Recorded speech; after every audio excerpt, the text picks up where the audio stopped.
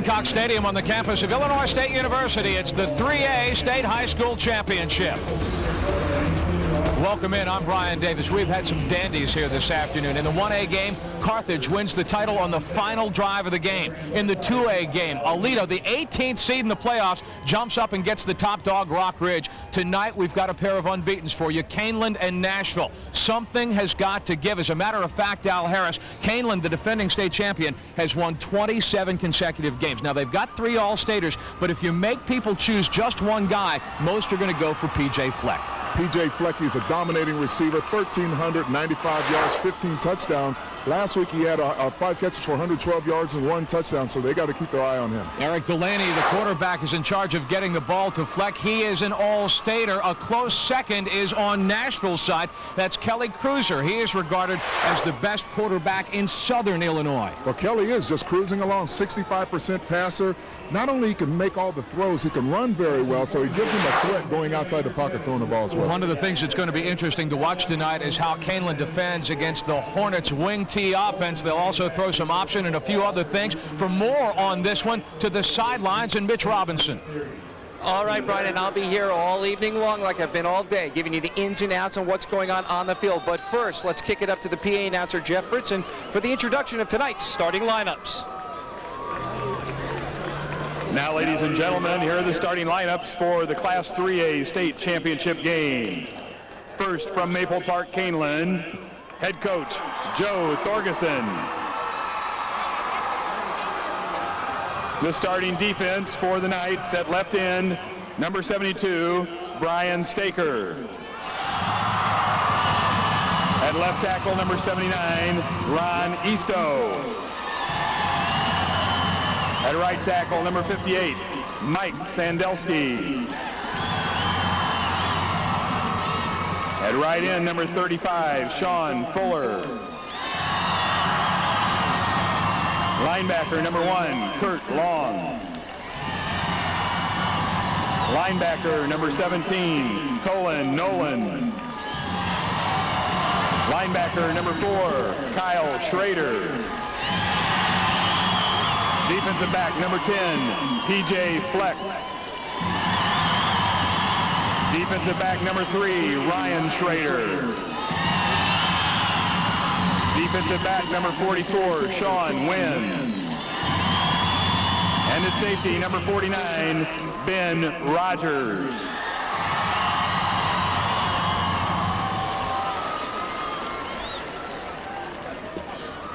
And now for Nashville High School, head coach Bruce Reeder.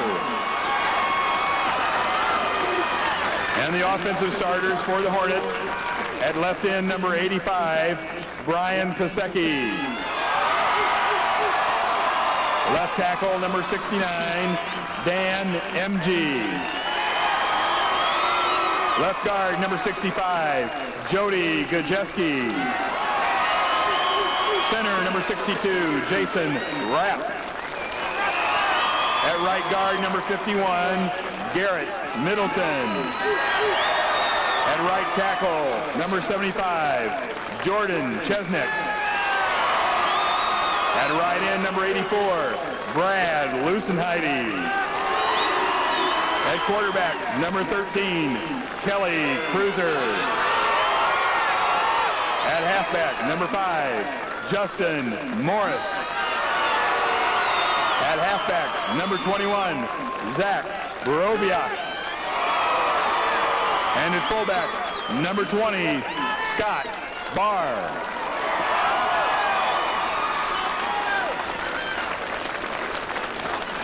All right, so there we have the starting lineups, and Kaneland making the only team to be able to take a chance at defending their state title against Nashville, making their first appearance. Had they get here, the road to normal, well, Kaneland beats Wilmington big. In fact, they've been big the whole way through. Their last game against Spring Valley Hall, a nice 40-21 lead. How about Nashville?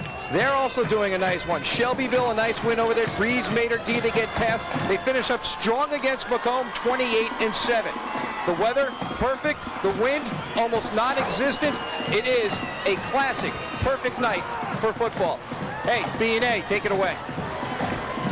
My man, we have had a couple of great games this afternoon. The 1A game, the 2A game, 4 lead changes in each.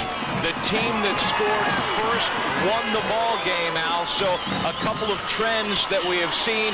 Temperatures today in the middle 60s. We're at 54 at kickoff tonight. A mild wind out of the south. It is just terrific. Nashville won the toss and will take the opening kickoff. Zach Borowiak and Justin Morris are deep. The kickoff specialist, Bill McCowan, for Kaneland.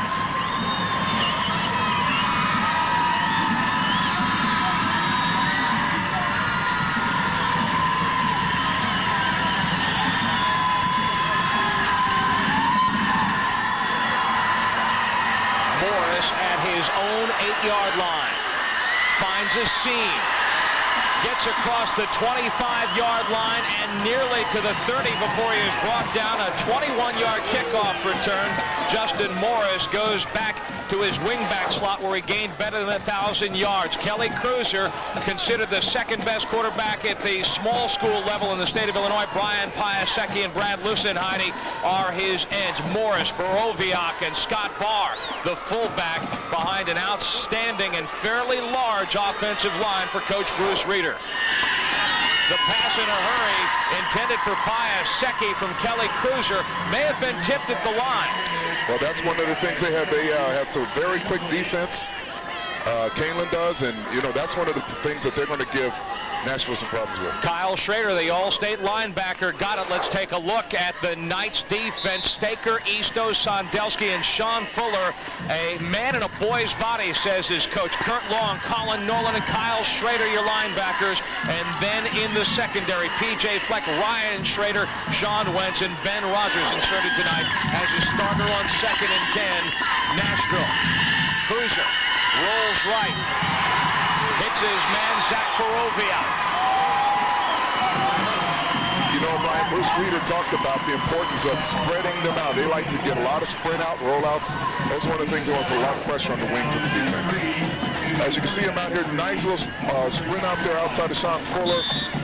A quick throw to Borowiak. Ooh, I got to get these. Borowiak. This guy had touchdown receptions, Big Al, of 24 and 52 yards in a thrilling semifinal victory over Macomb. Borowiak, 600 yards receiving on the season, balanced against 500 yards rushing. And Cruiser keeps and he escapes.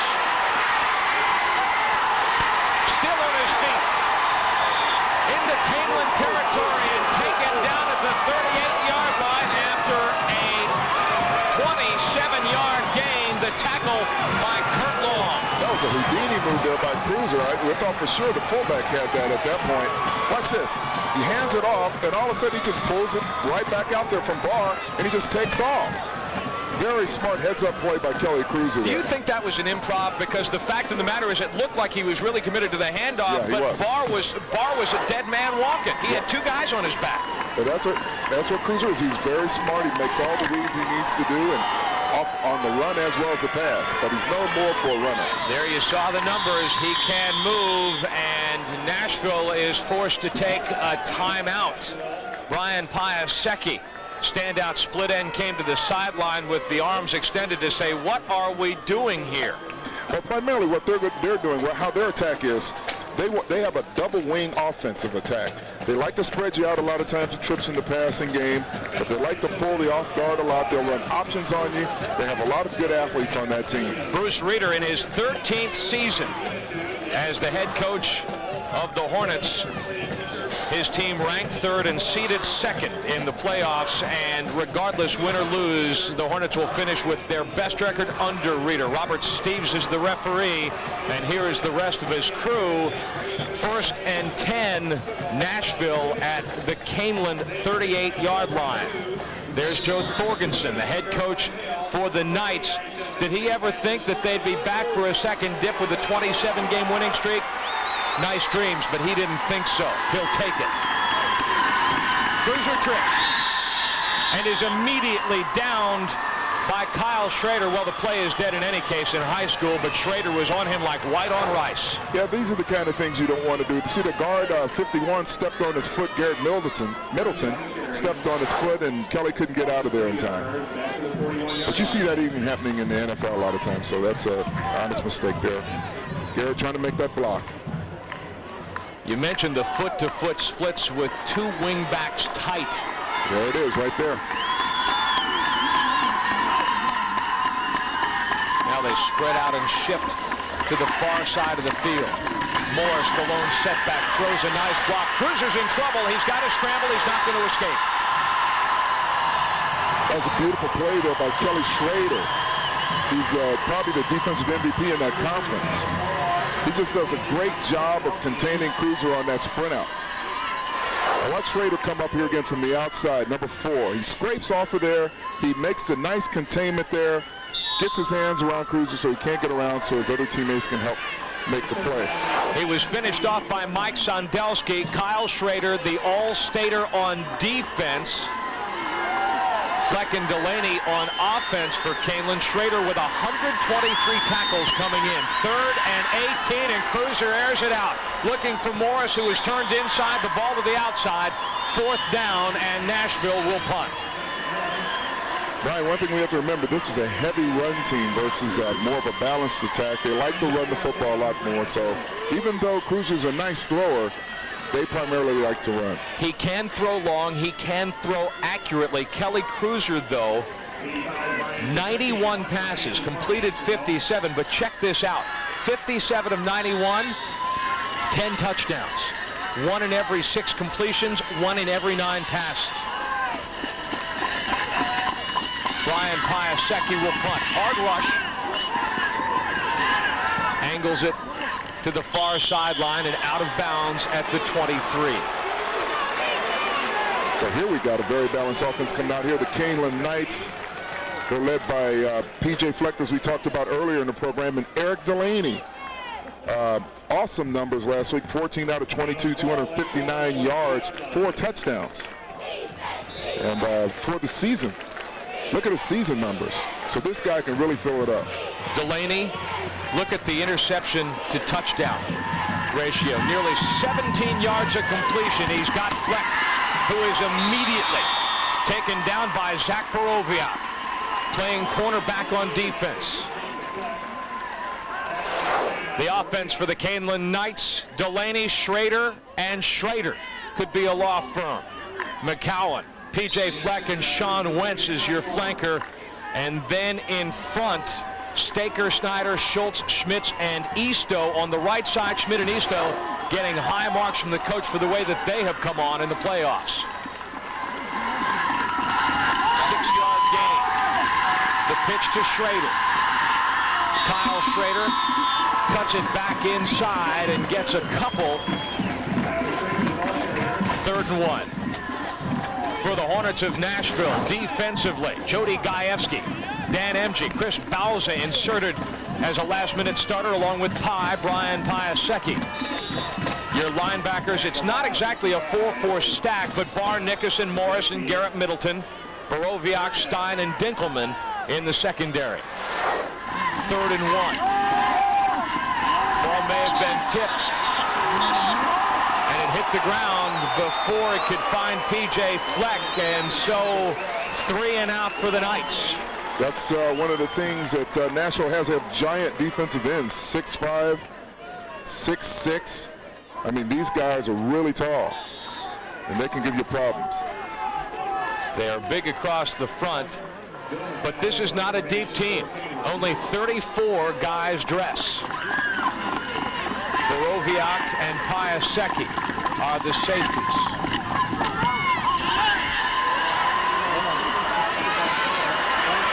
From his 27-yard line, Jonas Stein for Nashville turns the corner, and he is hammered down, but a good return for Stein. 13-yard return off of a 41-yard punt by Bill McCowan. Stein does a good job. He's looking for his wall there, and he's going to try to get to it as soon as he can. Just turns on the speed a little bit, breaks a nice tackle there. Good job of running by Stein. Nashville during the season outscored its opposition by an average 27-11. Kaneland's margin was 39-12. Cruiser gets a good block from one of his running backs. Gains 4. On the spot of the ball, I believe they might even give him 5. Very smart heads-up player this Cruiser is. A lot better runner than a lot of people would think. I mean, he really has good feet.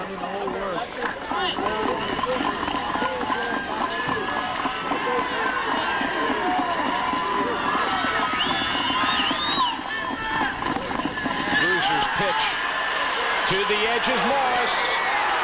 He is hammered out of bounds, but not before he gets into Kaneland territory with another first down. Man, those Knights can hit. Yeah, they can hit, but this Justin Morris can move as well. He runs a 4.5 40, is on a 400-meter relay team. As you can tell, he'll turn on the speed right around this corner, but he gets the wood laid to him by Fleck, the receiver of all people. Justin Morris with a pretty nice per carry average. Cruiser keeps, and this time doesn't fool Kyle Schrader. Knifes in, gets to the point of attack in a hurry. Man comes from the linebacker spot, yes, stops the man at the LOS. But I'll tell you what, this guy has great footwork. 5'11", 190. He's going against an excellent runner and Cruiser. He just comes right around there, wraps him up immediately. Picture-perfect tackle. Schrader, a unanimous selection as the Defensive Player of the Year in the Suburban Prairie White. Cruiser off of the hands of Morris. Piasecki had a small chance to clean it up, but a bullet from Cruiser, and Morris cannot hang on. Just got a little bit too anxious on that. Cruiser has to slow down a little bit. I mean, he saw him wide open and just tried to get in there. Got a little bit too high. He was wide open on that. He needed to relax a little bit. But it's early. What was that under the ball? Adrenaline or air? Adrenaline. I think it's just pumping. He saw the guy wide open. He's trying to make the big play. So, you know, he just has to settle down. It's nerves. 3rd and 9. Nashville has been stopped on the run for much of the playoffs, and so they've gone at times to the option.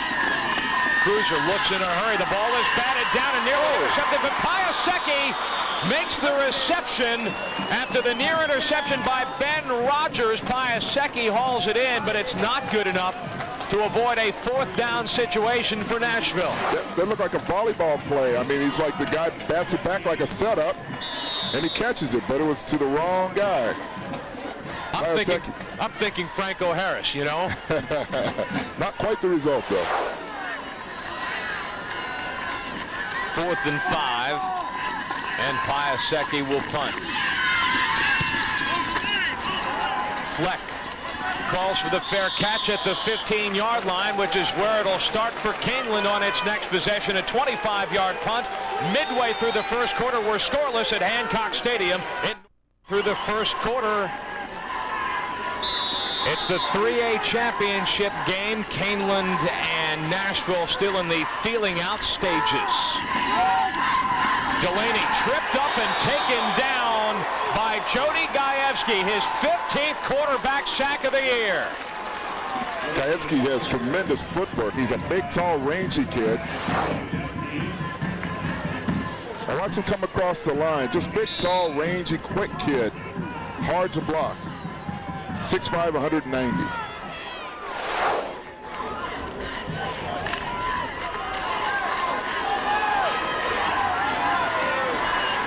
That will go as a no-gainer, so technically no sack, but Gajewski, you can see how he gets into the backfield to disrupt the other guy's business. Now Delaney under pressure. The ball is batted down by Piasecki. Mike Nickerson was providing some serious pressure on Delaney. Piasecki bats it down as Delaney tried to go upfield, I believe, for Bill McCowan. See, this is the problem, Brian, where I was saying about those big, tall defensive ends. Piasecki comes out there, puts his hands up, and this is going to cause Delaney some problems. He's not used to facing defensive ends like this with this mobility and this height.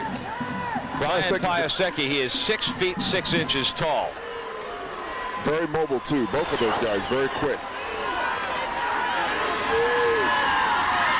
3rd and 9.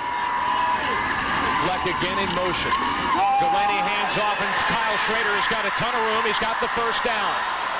Justin Morris takes him down after Schrader takes the handoff, and Delaney, what a great job selling the fake, 16 yards. See, when you attack outside, all of a sudden you hit inside there real quick. Schrader has a huge gaping hole there. Beautiful blocking by the line. Delaney has gone that way a couple of times and continued to roll out. You figure that's what Nashville may be thinking in that situation, and the middle opened up big. Where do you start with Kyle Schrader? A monster defensively, 1,500 yards rushing, 300-plus yards receiving. P.J. Fleck gets away from one. Nice move. He's got a lot of room and into Nashville territory, taken down by Middleton at the 39-yard line after he escaped a tackle at about his own 40. What Joe Thorgerson does on this play, he sends him out of the backfield, motions him out of the backfield, a quick throw out into the flat, and then it's all P.J. Fleck. Nice run there. Now watch this move come up here. A little shake, cuts back to the inside and almost breaks it. He beats Justin Morris at his own 35 and winds up with a 29-yard play. Delaney, the handoff to Kyle Schrader, this time is wrapped up and met first by Scott Barr. Scott Barr along with Jordan Chesnick. Barr Chesnick, part of a light, quick, very agile defense. Not the most overpowering defense you'll ever see, but they're very fast at football. They pursue very well. Matt McGinnis sits down. He backs up Sean Wentz in the slot. In the eye, the brothers Schrader. Kyle, the tail of that pair, throws a block, and Delaney finds Wentz, but Wentz has got some tight company. Ryan Dinkelman all over him. Dinkelman was right on his hip. I mean, great play by him. Now watch the play. Dinkelman comes out of there and just does a fine job. Just a good wrap up on Wentz there. He couldn't do anything with the ball. Now, Kaneland knows a thing or two about adversity. They were down in the semifinal to Spring Valley Hall, 21-14. Part of that, 3 interceptions by Delaney. Remember, he's only thrown 7 all season. But they came back in a big way. Now Delaney, long drop to Kyle Schrader, and he is hit hard, well shy of the stick. Mike Nickerson and Jody Gajewski. Wow, beautiful hit by Nickerson. I mean, that's how you stop a screenplay right there. I mean, just he got right in between the blockers. See, they're letting everybody in there, sucking them up for the screen. He comes back, and Nickerson just puts a picture-perfect hit right there. That's how you stop someone right there. Bring the momentum, bring the hat, and wrap the arms. 4th and 4, and Kaneland's going to do a what the heck?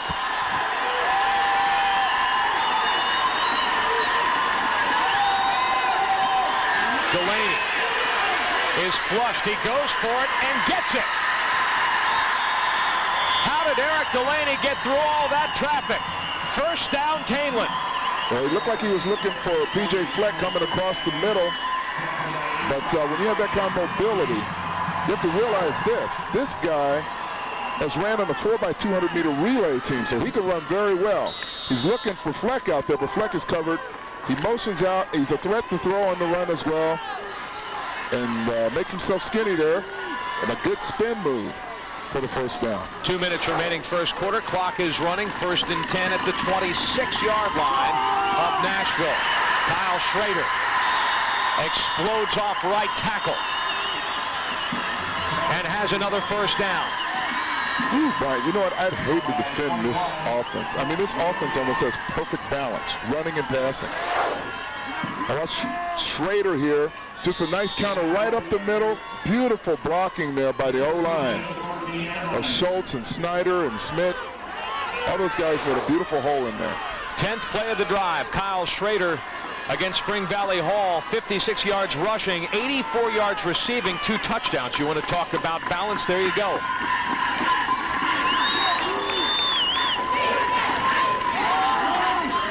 He tries it again, and this time is gang tackled right at the line of scrimmage.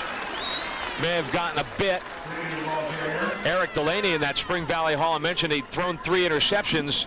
They're down 21-14. He engineers a 6-play, 72-yard drive at the end of the first half, and then hits P.J. Fleck for 59 yards and a touchdown on the first play of the second half. 26 consecutive points, and Delaney and Kaneland never looked back. That's why he's all-stater. There's no question about that. Offset eye. 2 receivers to the right side. Now Fleck motions to the near side, and Delaney trips over his lineman's feet and goes down. See, the lineman saw that the linebackers came up on the inside and faked a blitz. They came up and they stepped up in the side and they faked the blitz. Now watch the linebackers on the inside come up here. They're going to fake the blitz. Now the linemen are going to see him. Now see him shift. The linemen are going to see him, and they're going to react quickly, and they stepped on Delaney's foot. You saw that the right guard there, Smith, stepped on his foot, so they saw that blitz coming, so they tried to adjust quickly, and it messed up their steps. Kaneland calls timeout, but the clock is still running. No, Kaneland didn't call timeout. Joe Thorgerson just played it smart. He figured, hey, you know what?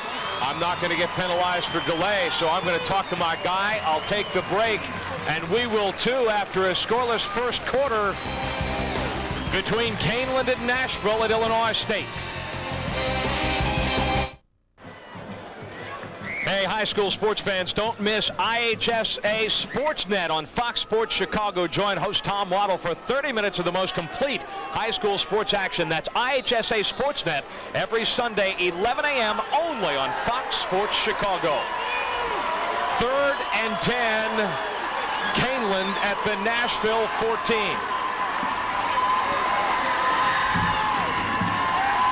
Play action. Delaney fires it into the corner of the end zone. Touchdown, P.J. Fleck. Wow.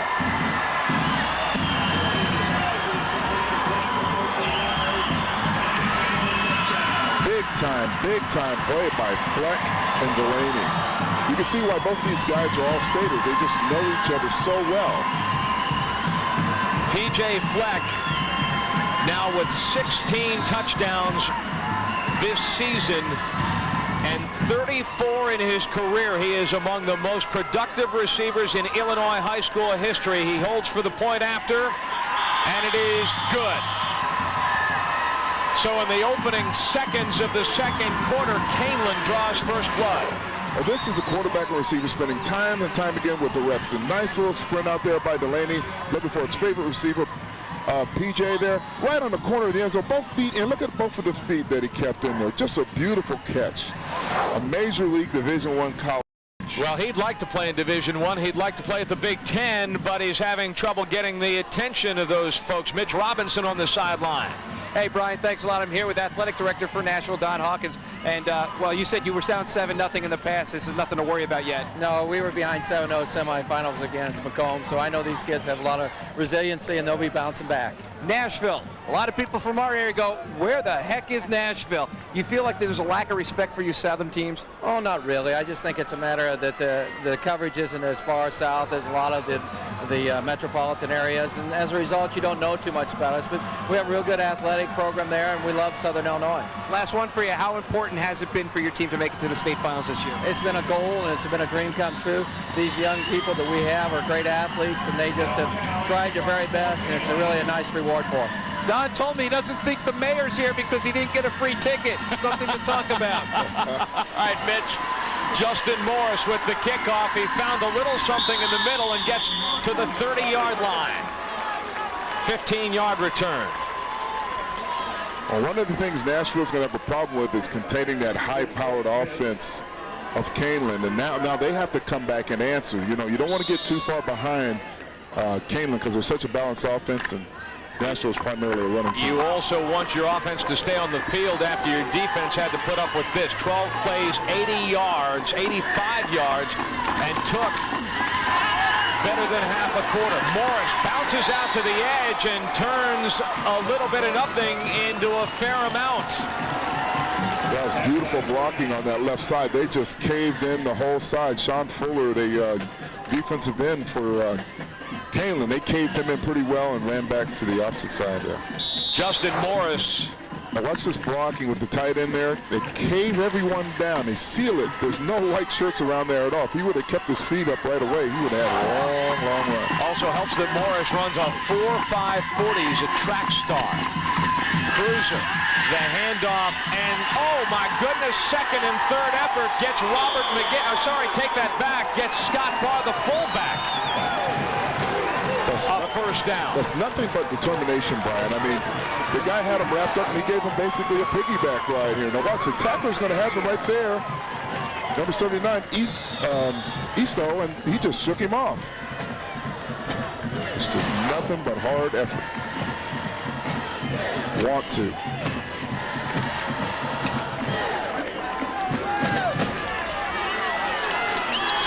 Finally taken down by Sean Fuller, who is another guy Joe Thorgerson says may have a Division I future. Cruiser, tons of room.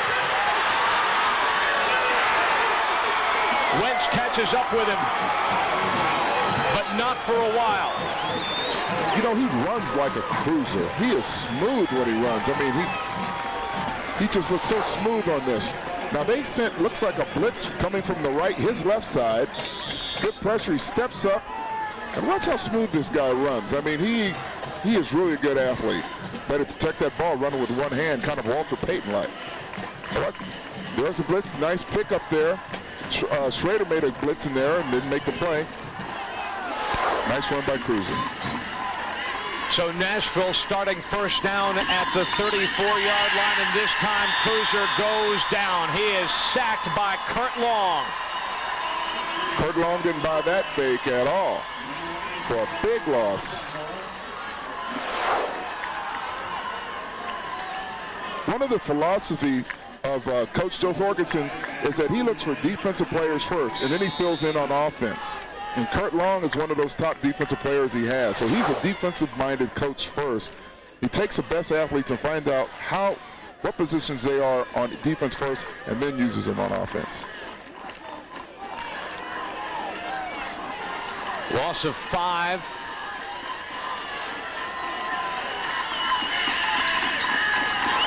Borowiak motions to the far side. A penalty flag is down. Cruiser is going to go down.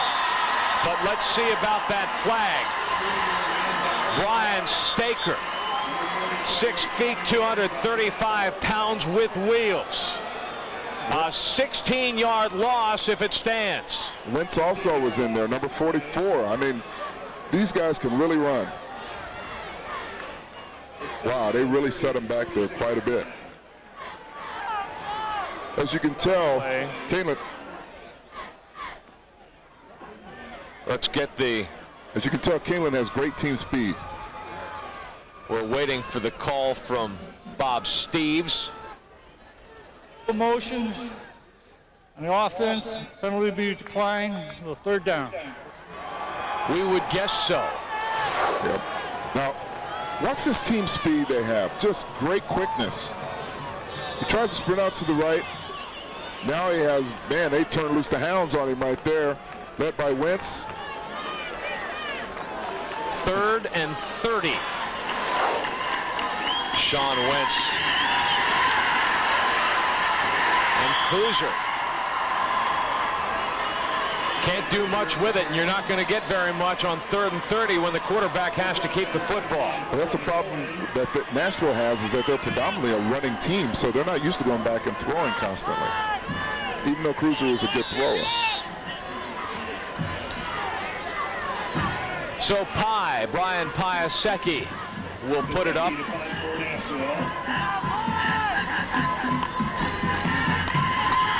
Fleck is the deep man, and the ball takes a big Nashville bounce, and Fleck grabs it, and you know, at the 11-yard line, they'll take that. Yep. I mean, that could have been down deep, even deeper in their territory. Exactly right. That's right.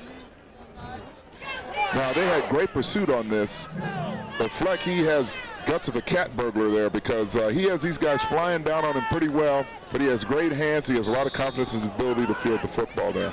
Back on the 10-yard line. I mean, if he misses that a little bit, Nashville's in great shape. If you're looking for a trend, Nashville averages 214 yards rushing a game. Right now, as we hit the middle of the second quarter, 52 yards. Kyle Schrader straight up the gut. Well, you have to like the tempo right now for Kaneland. They pretty much can do what they want to do right now. They have an excellent balance, as we talked about earlier. They have the running game and the passing game combined. That's a tough way to defend someone, especially when you're behind. Justin Morris, a track star for Nashville. Kyle Schrader, a track star for Kaneland, qualified for the state meet in the sprint relays. We talked at the top of the show about Fleck being the guy that if you had to make the choice, you'd choose. Oh, down goes Delaney under the swarming rush of Dan MG. Beautiful penetration by MG. I mean, he came right through there. I mean, watch MG there coming, I think, from the left of your screen. Oh, it was a blitz, and no one picked him up, and he got in there on Delaney. Nice call by the defense. Fleck is the guy that if you had to pick, he's the guy you'd pick. But Schrader, according to Thorgerson, the coach, is Kaneland's best overall player. 3rd and 17. The Knights are 2 of 4 on 3rd down.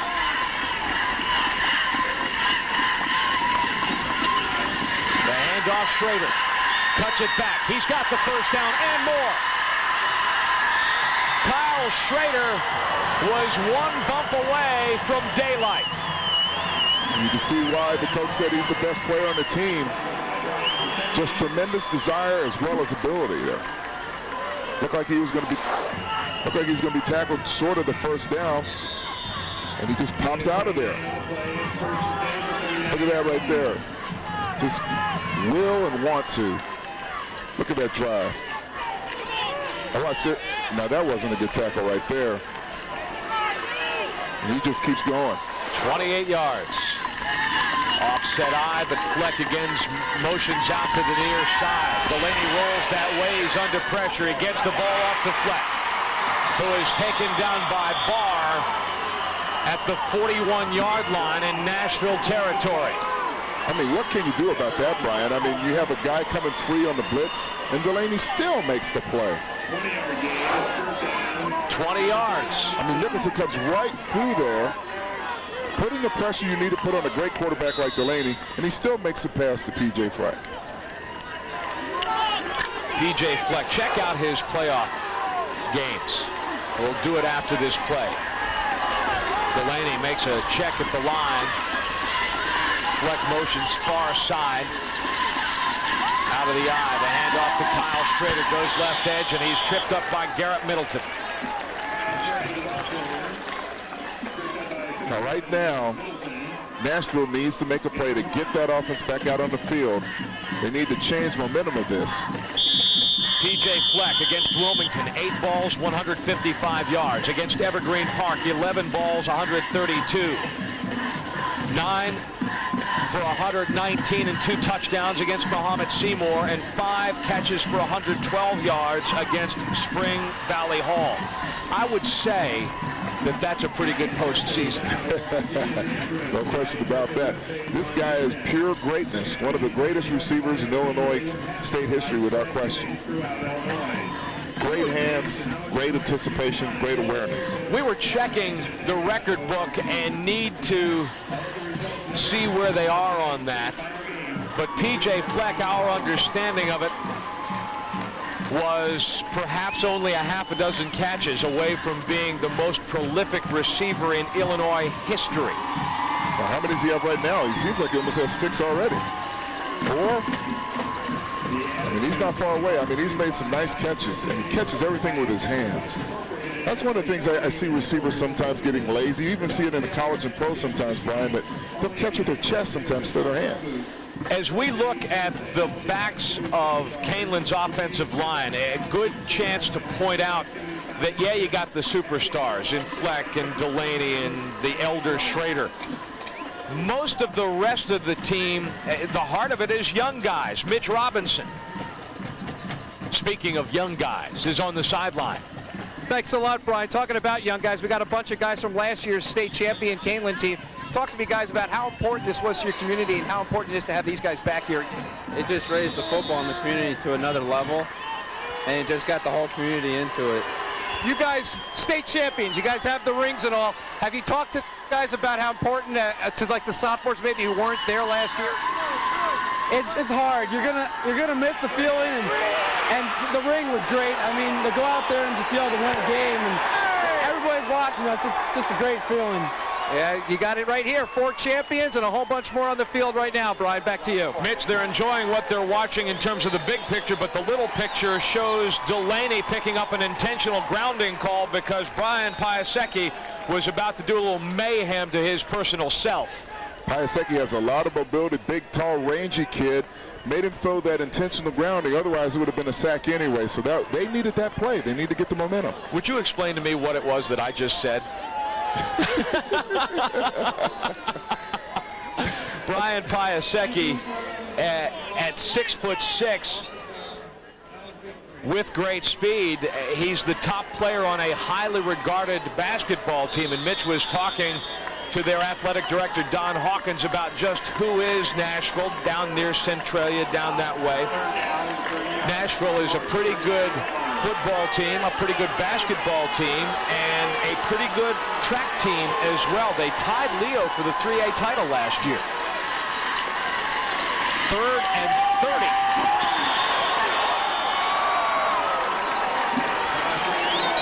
And Kyle Schrader just buys a little bit more yardage for his punter, McCowan. Look at Piasecki's helmet there. Now, you're probably wondering, what in the world is that? It looks like he has a bubble on top of his helmet. Sometimes guys wear that when they have a problem with concussions. A little added padding there. See how it looks like it separates away from that? Yeah. A lot of times guys will wear that if they have problems with concussions sometimes. I don't know if that's the case for him. But it's interesting. I imagine some people wonder what that was. Good punt from McCowan. And the ball is muffed and then covered up by Borowiak. Just under 5 minutes remaining in the first half. Kaneland sitting on a 7-0 lead. Back in a moment to Hancock Stadium on Fox Sports. So a 7-0 lead for the Knights of Kaneland, bidding for their second consecutive 3A title. Kaneland has scored 165 points this season in the second quarter. Nashville has scored 157. Total yardage, Nashville 138, Kaneland 63. Oh, what a hit! Whoa. My goodness, did Kurt Long tattoo Justin Morris? Wow. This is the type of hit to open up your nostrils a little bit. Watch this. Oh, oh, wow. Nice hit. Wrapped him up real well. Kurt Long's made a couple of nice plays early in this game. 3-yard gain for Morris, maybe the hardest 3 yards he'll ever earn. Kaneland showing blitz. Morris gets around the edge, and he's got a first down. Justin Morris mentioned the 4.5 40. He starred on that track team that tied Leo for the 1998 3A title. He was a member of the gold medal team in the 1600-meter relay and second in the 400. And you can see good running instincts there, keeping his feet driving for that first down yardage. Justin Morris, just a junior. Nashville from its own 41-yard line. Cruiser fakes, hands to Borowiak. He's got room, cuts it back. Foot race with Fleck. And P.J. Fleck knocks Zach Borowiak out of bounds at the 18-yard line after a tremendous gain, 40 yards. Borowiak, you know, I was wondering when they're going to go back to him. Finally, I can pronounce his name after the first one. But I tell you what, Borowiak did a great job there. A good counter play. As you'll see, he'll come from that tight wing that we talked about here, from the left side of the screen. That's a good blocking, cuts back, nice cut back there on Fleck, and he's off to the races. Good thing that Fleck is a wide receiver. He's able to track him down. That's Borowiak's longest run from scrimmage this year.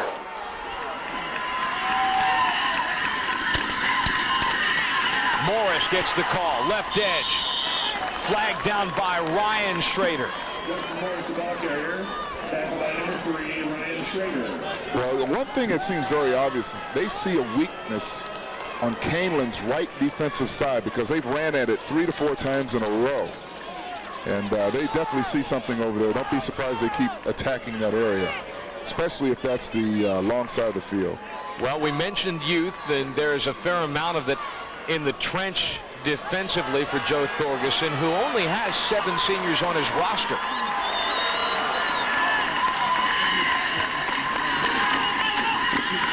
Borowiak again. And another decent gain to another first down. Brian, what they're basically doing, they have those 2 wings tight, and they're running counter left, counter right, counter left, counter right. Borowiak came back, counter right. First and goal, Nashville at the 6-yard line. Clock is running. 2 minutes, 50 seconds left first half. Borowiak gets the call again. He angles his way down to about the 3 and then pushed back. Schrader came in there that time, the MVP defensively of the conference. Came in there, got his head in there, and stopped the momentum. They'll give him 2 on the carry. Let Schrader stick his head in there. Boop. With help from the rest of his friends.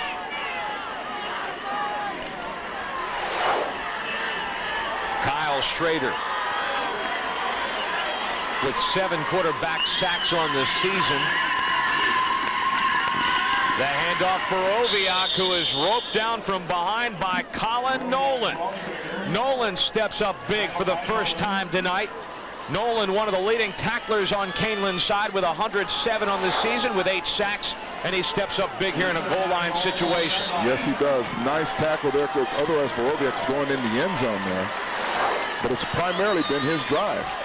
3rd and goal at the 1.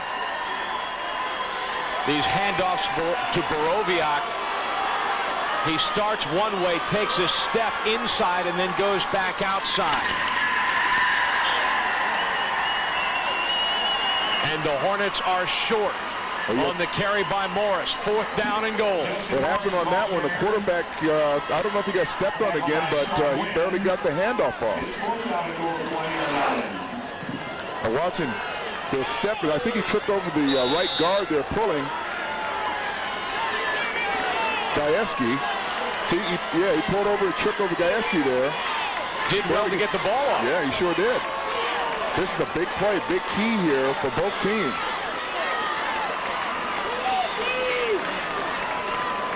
If I'm Nashville, I'm going for it as well, because it's tough to score against Kaneland with their high-powered offense.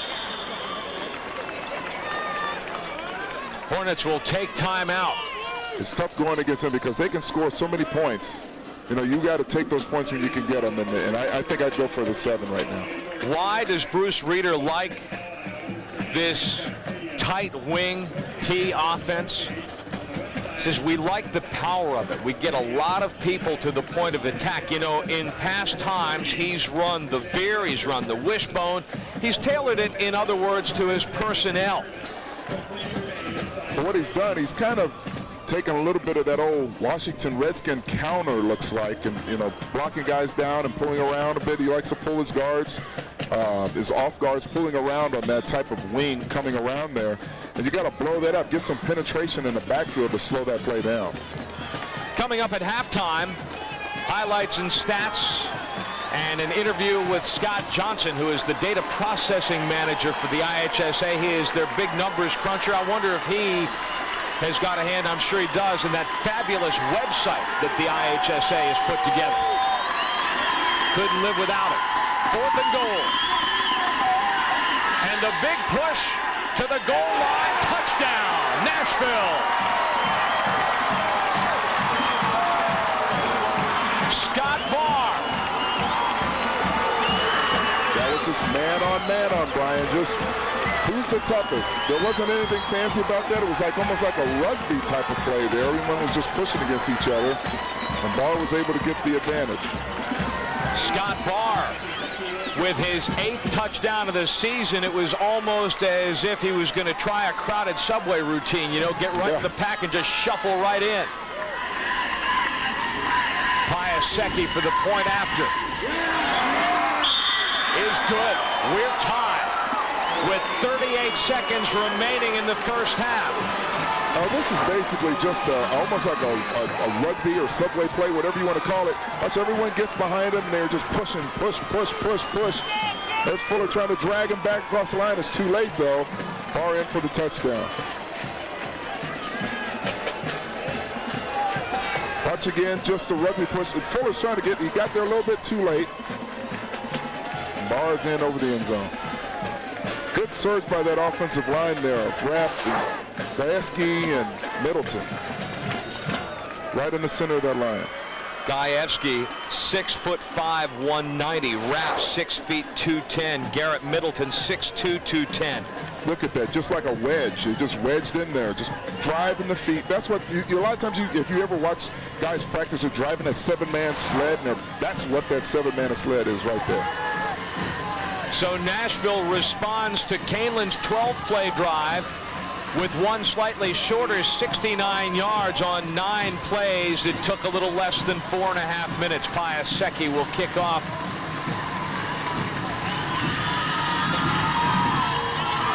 Schrader and McCowan.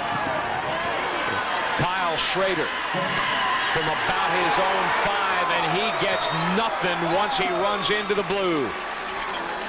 But normally you see those kind of plays happening, Brian, after someone scores a touchdown. It's almost always you see the special teams fly down there and make a tackle deep in the territory. Jody Gajewski.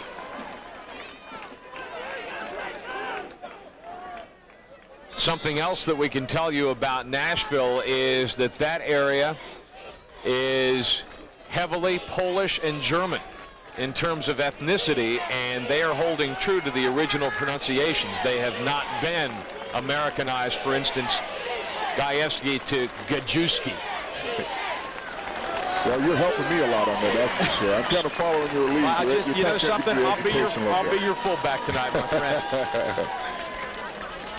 I apologize to the Polish community now. It's taking me some time to learn how to pronounce the names right. Kyle Schrader with a modest gain, and the clock is running. Well, we've had another dandy game here. This is more of a defensive fight here, but another fine game. Knights will just let it expire. Well, one more play, and downfield for Fleck, and the ball is nearly intercepted, and we are at the end of the first half. P.J. Fleck had hands on it, but so did Ryan Dinkelman, so did Zach Borowiak for the Hornets, who score late in the first half to bring themselves even at 7 with the favorites from Kaneland, who again are working on a 27-game winning streak. Well, this is the type of game that you expect from two powerhouses, both undefeated, playing against each other. Just slugging it out right now. Mitch Robinson is downstairs with Joe Thorgerson. Thanks a lot, Brian and Coach. First half, this has been a grind-out game so far. Well, we made a couple crucial mistakes when we were, across the 50, went backwards, and we just got to shore up some of the things we were doing wrong. They're blitzing us. We've got to figure out what they're doing at halftime, make adjustments. If kids didn't respect the school from the deep south of Illinois, Nashville's waking people's eyes up, aren't they? Well, who said that? We respect them, and this is going to be a heck of a football game. It's two 13-0 teams. What kind of adjustments you look forward to making in the second half? What would you like to see your lines do? We got to pick up the blitz better. We're getting a lot of man coverage. We can hit our passing, and we got to spring our backs just a little bit more. If they're going to blitz to the outside, we'd like to trap them a little bit because it's there. Great. Good luck to you in the second half. Thanks a lot, Coach, for stopping by. Brian, they look to make some big adjustments for the second half. Hey, 2 13-0 teams seeded second in the 3A playoffs, and they are even after 24 minutes at Hancock Stadium. Stay with us on Fox Sports Chicago.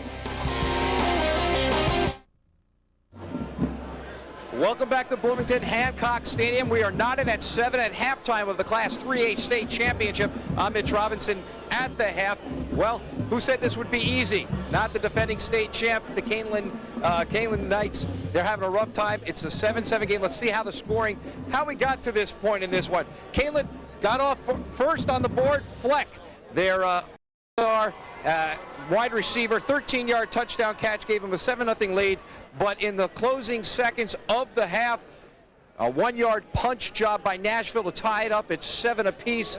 Nashville, they are grinding it up. They've just been kept out of the end zone until the last few seconds. Kaneland did allow that to happen. And let me tell you, Joe Thorgerson was none too happy, telling them they should never allow a guy to punch it in from a yard out.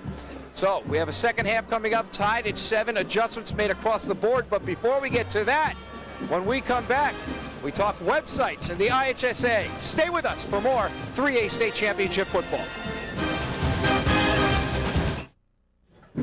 Welcome back to Bloomington. Mitch Robinson, and joining me now is Scott Johnson.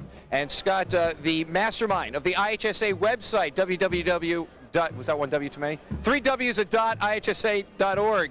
And Scott, let's talk about it. Brian was saying before, it is the godsend for all of us in the media. You guys have done a fantastic job. How long did it take you to develop this? How hard and intricate is it?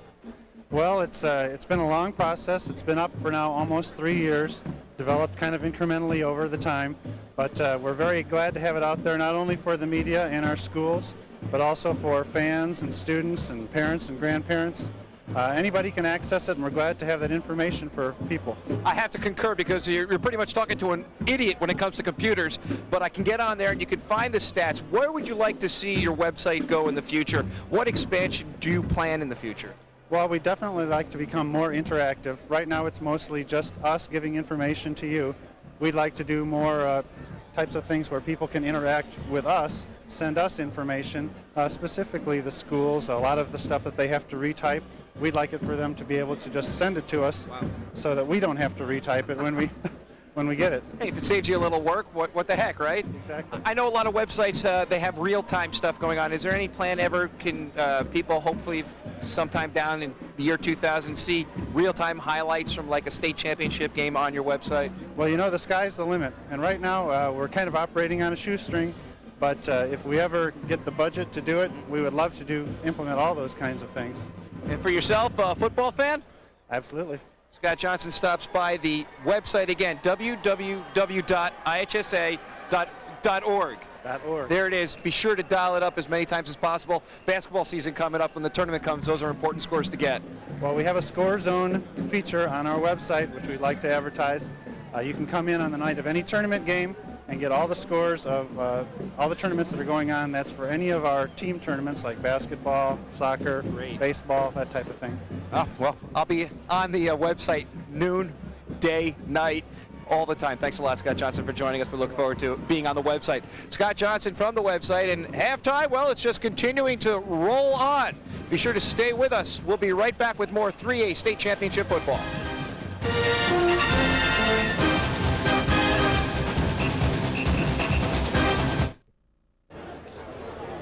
This copyrighted broadcast is presented for the entertainment and non-commercial use of our audience. Any reproduction or other use of this program without the written consent of Fox Sports Chicago and Intersport Television is strictly prohibited. The sides traded touchdowns in the second quarter, and that is where we are as we get set to begin the third. Welcome back to Hancock Stadium. Brian Davis and Al Harris. Joe Thorgerson, Kaneland's coach, talked at the end of the first half, Al, about the pressure that Nashville brought. Well, interesting, during the week, Bruce Reeder, the Hornets coach, was saying that during the year, they pretty much let the other guys throw the football. They dared them to throw the ball. He said, now, if I do that against Kaneland, they're going to say thank you very much, and it's going to be a very long day. Obviously, the pressure that he's bringing tonight is a part of that thinking process. Oh, great respect for the quarterback, Delaney and Fleck. That passing game is deadly.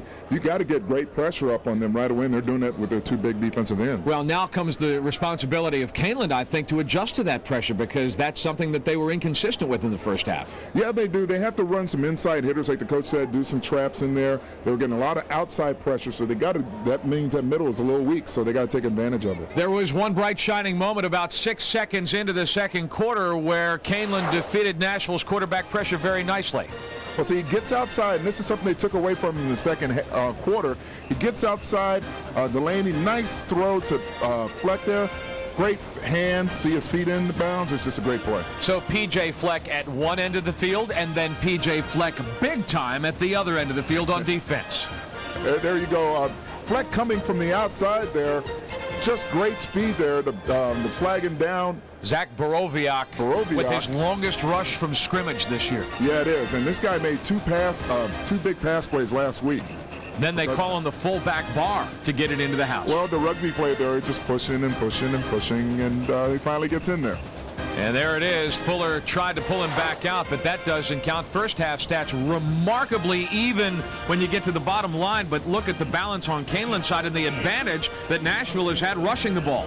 Well, one thing if you're Kaneland, you want to open this game up, make it a high-scoring game, because Kaneland can put the numbers on the board. They scored over 500 points this year. So they want to get it out in a wide-open game to have Nashville throw the ball. So that's one of the things that they have to deal with as far as getting this game in their hands. Well, after a fashion, this is exactly what you would have expected from a pair of unbeaten teams. They are in the trench, they are toe-to-toe, and they are duking it out for the 3A title. The third quarter is coming up here momentarily at Hancock Stadium in Normal. We're on the campus of Illinois State University, and delighted to have you with us on Fox Sports Chicago.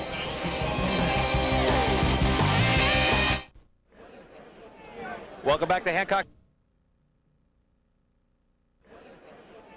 Welcome back to Hancock Stadium, 7-7 at the half, and joined now with Nashville head coach Reeder. And Coach, first half you guys played a heck of a half. How important was that score towards the end of the half? Well, I think it was very important because they had, we played pretty good defense. They broke some plays on us and ended up scoring. It was very important that we did something with the football when we got it. Pressure off the defense a little bit. I'm glad you touched on that. Bend but don't break. You gave up a couple big plays, but your defense stepped it up when they had to. Well, I think when you and just hope that you don't break, and that's the way we're going to go out, the second half. Offensively, you're leading the way in rushing. Are you surprised at all? Happy about that? Would you like better holes? I would just like to have the control and keep their offense off the field. All right, Coach Reeder, good luck in the second. Thanks for joining us. E&H should be a good one. All right, Em, we thank you for that. Now, something that we haven't seen. Welcome back, by the way, to Hancock Stadium on the campus of Illinois State University in Normal with Al Harris and Mitch Robinson. I'm Brian Davis. 7 aside as Kaneland and Nashville prepare for the second half. Turnovers. Kaneland was plus 18 on the giveaway takeaway table this year. Nashville was plus 14. We played turnover-free football in the first half. We did, however, see in the 2A title game between Aledo and Rock Ridge that the team that won that battle won the ball game. Talking about Aledo, which is a team that had put the ball on the carpet quite a few times during the course of the regular season, but today got a couple of big interceptions and was able to knock off the top-seeded team in 2A.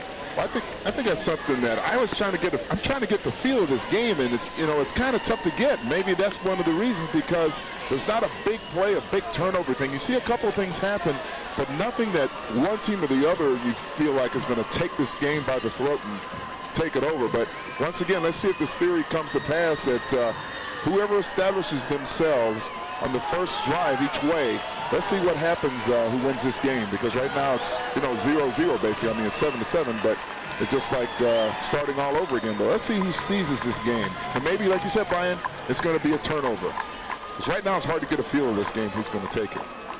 Bill McCowan and Kyle Schrader are deep to take the second half kickoff. Brian Piasecki will put it to them. Kaneland this quarter will move to your left.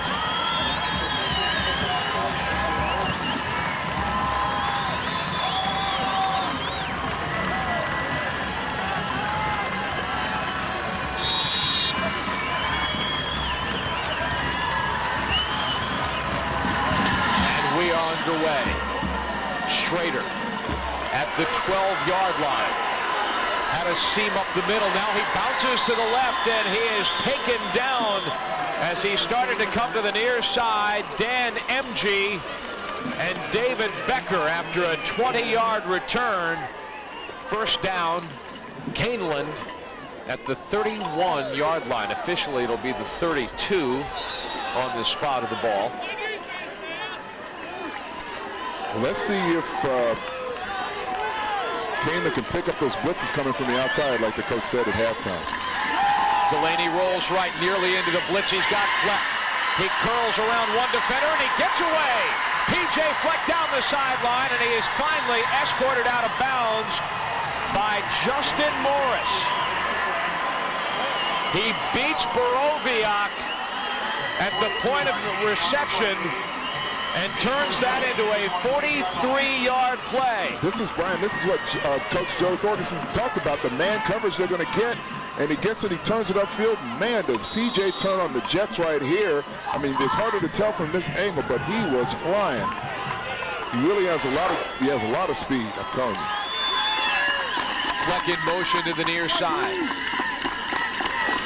The handoff to Kyle Schrader. And he carries a couple of tacklers forward to the 20-yard line. If you're Bruce Reeder, that's your worst nightmare, seeing Fleck out there early in the game in the second half, having a big effect on the field position of this game. Well, he caught a 59-yard touchdown pass on the first play of the second half against Spring Valley Hall. That's a combination that Thorgensen likes to employ because it's worked so well. Schrader cuts it back inside. Second effort on second down will get him a couple. So they're kind of going outside in. They attack the outside with Fleck. Now they're going inside with Schrader, trying to attack the belly of that defense. What the coach said, if they can pick up those blitzes, they can get some guys out on man coverage and also attack the inside. 3rd and 1 for the Knights, whose quarterback Eric Delaney is 7 of 9 for 115 yards.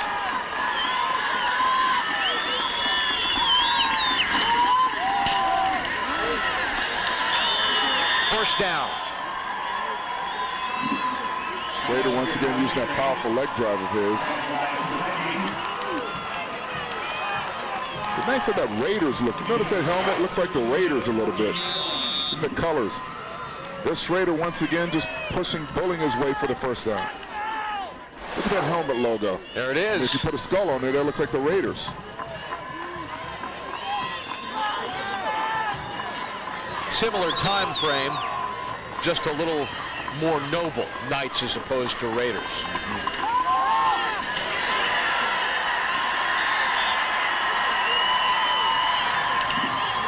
Ever deeper. Kurt Long, second string fullback, only touched the ball 26 times from scrimmage during the season. Very physical kid. We've seen him on defense make some great plays, and right now, Kaneland looks to seize momentum back in this game. The pitch to Kyle Schrader outside. He gets tripped up by Morris, and that allows the Hornets defense to close at the 5. Dinkelman sealed him off pretty well there, and they had nice pursuit. They have a very quick defense, but watch Dinkelman come up from the right side of your screen, and he's going to come up there and read the blocks and turn them back and inside, make a nice face-up hit, and there he has the host of other guys helping him out. Spot of the ball at the 6-yard line. Little guy. Ryan Dinkelman, 5'8", 145 pounds. I was getting ready to say, you see how small he looked there. Kaneland 4 of 7 on 3rd down. Delaney, the quick hitter to Schrader, who is erased immediately by Jody Gajewski, but looks like 1st and goal Kaneland. I saw Fleck in the backfield. They motioned him out, and I thought they were going to go to him again out in the flat. That'll be something to look forward to because they did that earlier in the game. It was very effective. They will measure this. You figure in any case, even if he didn't make it, it's going to be a matter of inches, and so the Knights will try to pop it on through. Yeah, he got it. 1st and goal. Let's go back to our trends. In the 1A and 2A games, the team that scored first wound up winning the ball game. Kaneland did. Kaneland did. Now they're knocking on the door again. But you still got to punch it in that end zone.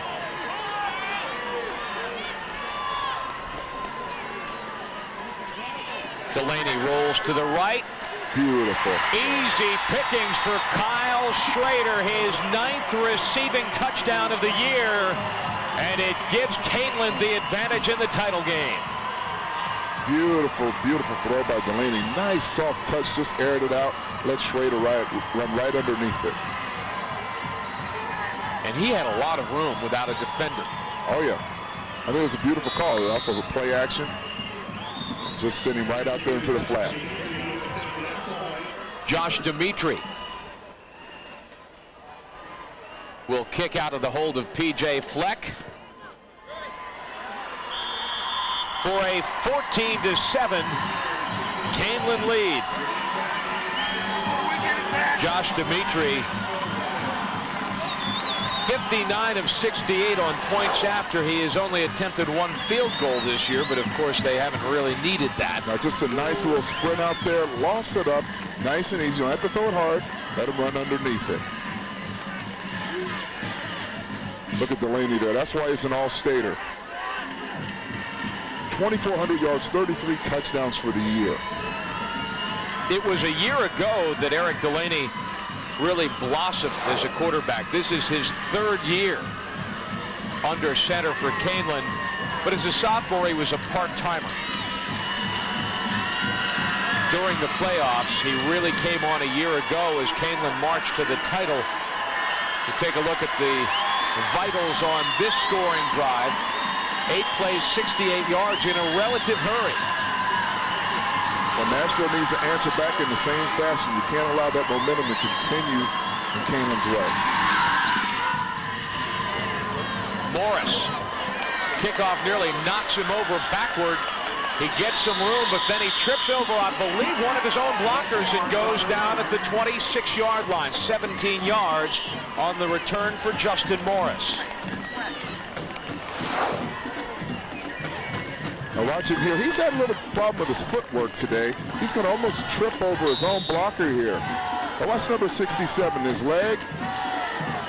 Oh yeah, the knees almost collapsed. That's the reason why he had problems with his footwork. But a lot of times it seems like he hasn't been able to keep up. He's always been kind of stubborn today. Nashville's drive will start at its own 26-yard line.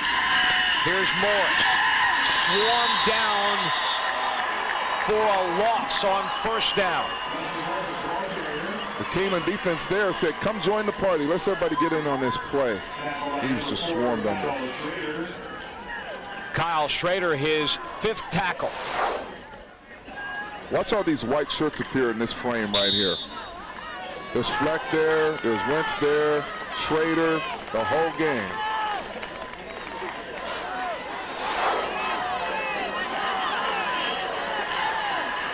On 2nd down. Cruiser will go to the air for Piasecki. Too much air under the ball. Piasecki couldn't catch up to it. His footwork was also a little bit choppy, too. Yes, it was. He had some pressure on himself, and he's a little disgusted with himself by not making a better throw. So 3rd and 9 now. Nashville is 1 of 4 on 3rd down. And one thing, Nashville being a predominantly running team, you don't want to get 3rd and long, especially against a good Kaneland defense.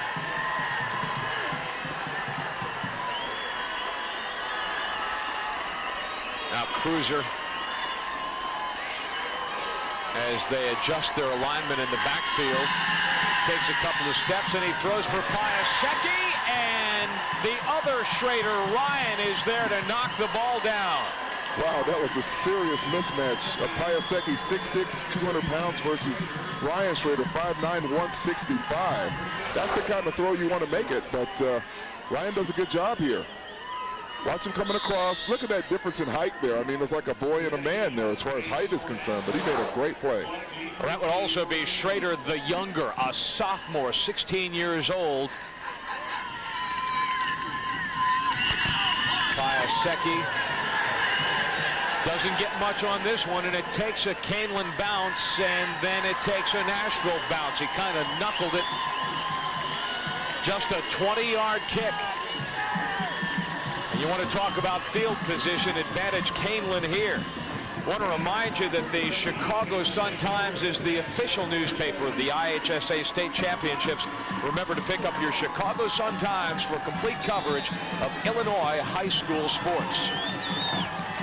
While we're talking about the Sun-Times, couldn't do it without that IHSA website, couldn't do it without the writing of Taylor Bell and the sports staff, and Fleck gets past Borowiak and finally is taken down on the play by a pair. Mike Nickerson and Ryan Dinkelman clean it up for Borowiak after Fleck escaped. Borowiak is hurt too. Looks like he sprained his ankle there. But we were noticing a pattern in both drives. The first play they go to is Fleck. First on the right side, now on the left side. Borowiak twisted his ankle on that play right there. Gain of 9.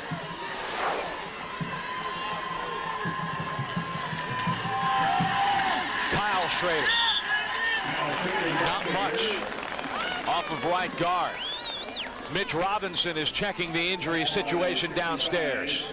Hey, Brian, so far just came off that boardwalk, number 21. Stubbed toe, looks like he should be okay. He's trying to work it out.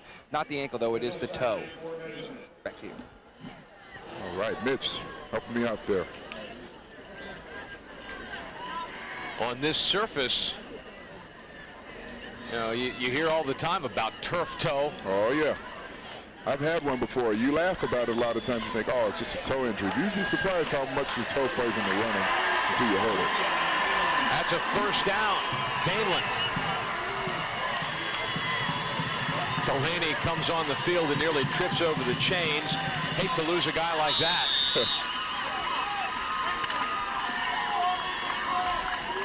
Bruce Reeder played college football right here in Normal for Illinois State.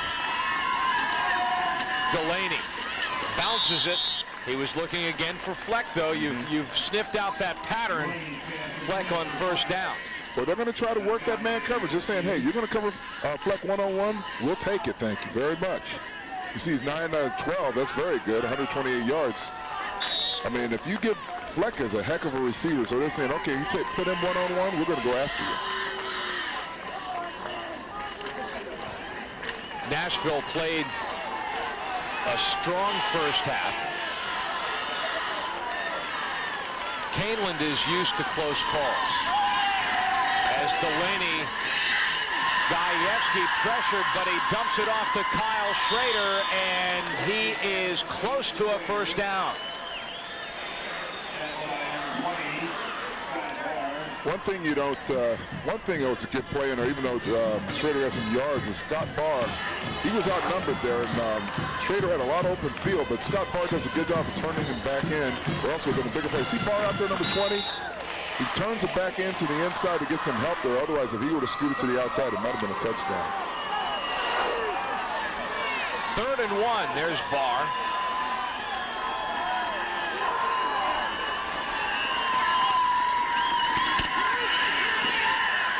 Delaney keeps for the first down.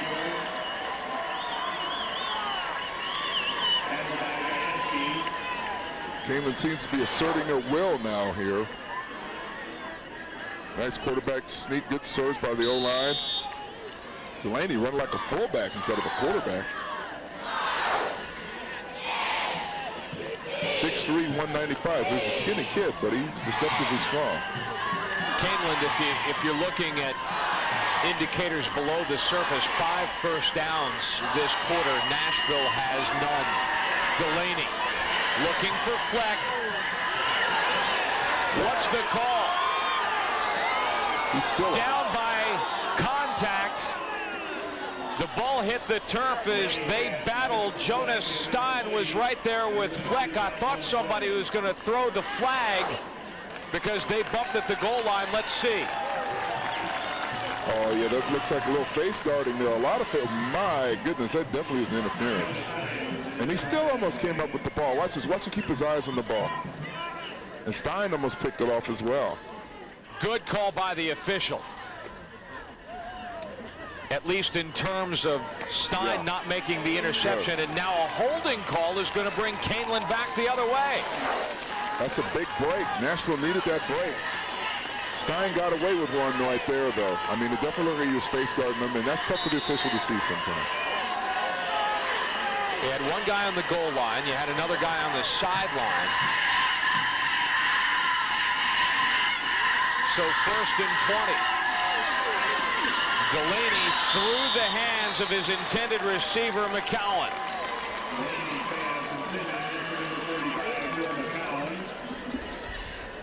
You have to like what Joe Thorgensen's doing right now. He's running screen left, screen right. He's running a lot of different plays at Nashville's defense to keep them off balance.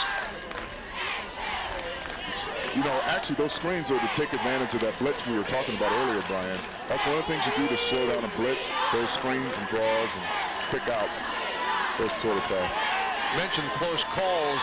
Kaneland beat Ridgewood High School of Norwich by a point and then was down to Spring Valley Hall, and McCowan gets nothing on 2nd down. Gajewski again. Gajewski made a great play, though, just a picture-perfect tackle, especially for a big guy, 6'5", 190. He got his body down. This is one of the problems I know from playing in high school, being tall and lanky. That's hard to get down there, being a big guy. He got his shoulders right in the middle there and just made a picture-perfect tackle. Wait, there was a time when you were lanky? Yeah, that was quite a few years ago. Of course, there was a time when I had hair. 3rd and 18 for Kaneland. We talk about the 1st down situation. The number of plays run also reflects. Delaney. He's going for it all, and his receiver, McCowan, is tripped up. Pass interference will be called on Zach Borowiak. They called Borowiak for basically running up his back on that deep pass play.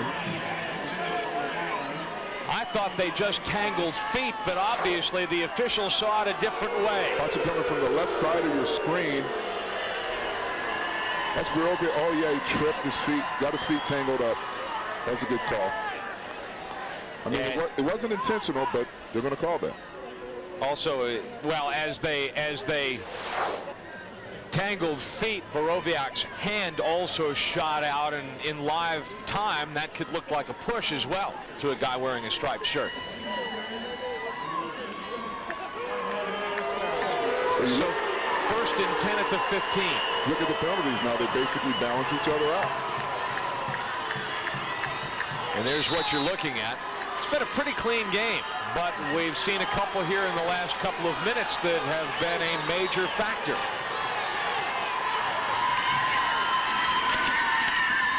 The shovel pass to Schrader. Around the right side. Penalty flag is thrown all the way from the goal line as Schrader muscled his way to about the 6-yard line.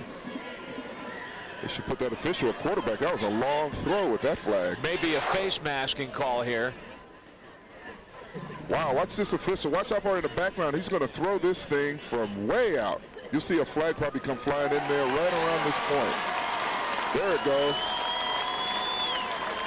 Sign that official up, whoever he was that threw that. Holding against Kaneland.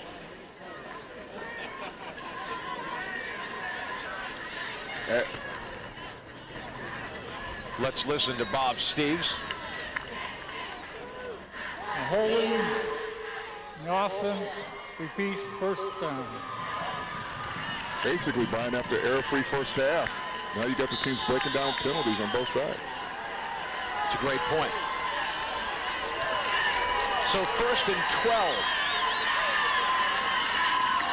Delaney up in a hurry to Fleck, who is hit immediately by Jonas Stein. but he gets a fair amount of what he needed to get toward that stick. We're approaching the 3-minute mark of the third quarter. The clock is running. Look at that, 126 yards. They say this kid can't play Division I. I feel he'd school a few defensive backs in Division I. Thorgerson, his coach, says it's very frustrating. A lot of times you don't see a lot of guys play Division I ball out of 2A or 3A. Kyle Schrader, touchdown.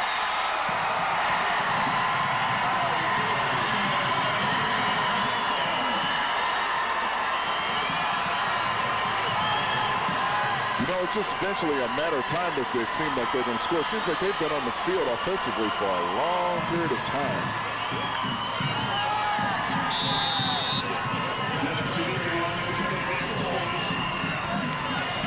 Josh Dimitri for the point after. It's good. And a 2-touchdown lead now for the defending champions from Kaneland. The Knights lead the Hornets of Nashville 21-7. Back in a moment to Hancock Stadium in Normal. Welcome back to Bloomington. Now, complete contrasting coaching styles tonight. Bruce Reeder from Nashville, after that touchdown, not a word. Doesn't yell at the players, just a little encouragement. Joe Thorgerson, he'll get in people's face. Kind of like that, a little fire under the belly. I think something's brewing inside Reeder as well, and he's ready to see some action. Back to you, guys. Reeder might want to strap it up. He played collegiately here. He talked a lot about the offensive line in our conversation last week. They're going to need to suck it up here as Borovia is stopped just across the 25-yard line. Reeder talking about how he's got 33, 34 guys on his roster, period. And only 5 or 6 offensive linemen that he can work in any sort of rotation. I said, as you look at Kaneland's scoring drive, 11 plays, they have ground out a couple of good ones here. Yep. I said, you know, you've talked so much about the offensive line, you sound like you were an offensive lineman. And he kind of laughed and said, well, yeah, in high school I was. He looks like an offensive lineman. Cruiser to Morris, taken down immediately. Tackled right at the line of scrimmage by Brian Staker. Staker made a stake in that ground, the quarterback there. Give Staker a tackle for loss on the play of 2. This is penetration you need right here. That's not on the quarterback, the running back, Justin Morris.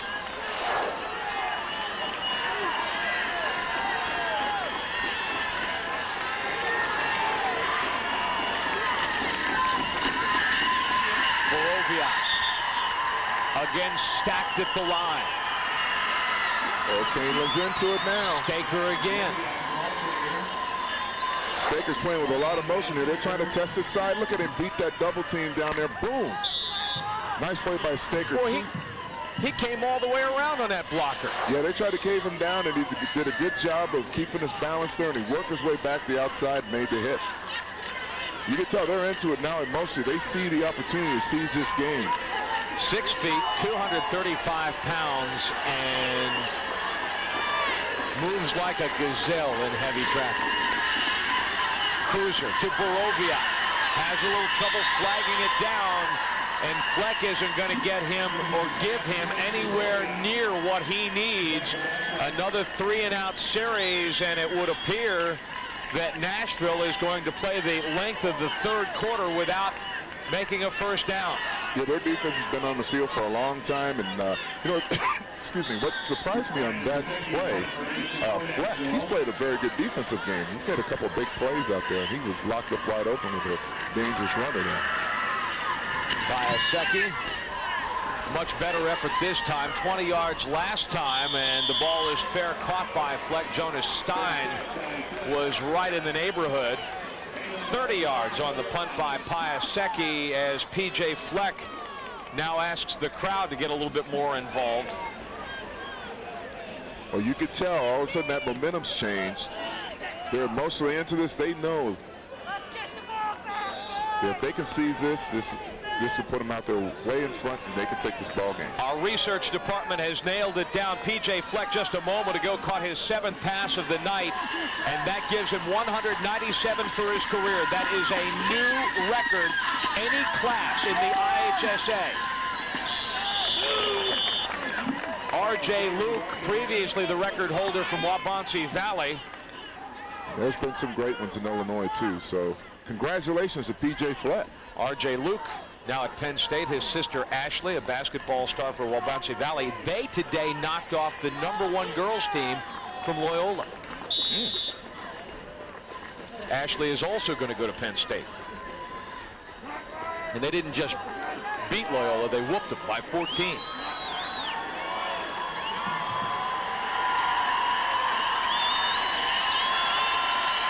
They're going to let the quarter expire, and Kaneland is 12 minutes away from a repeat performance as the 3A champion at Hancock Stadium in Normal. Stay with us.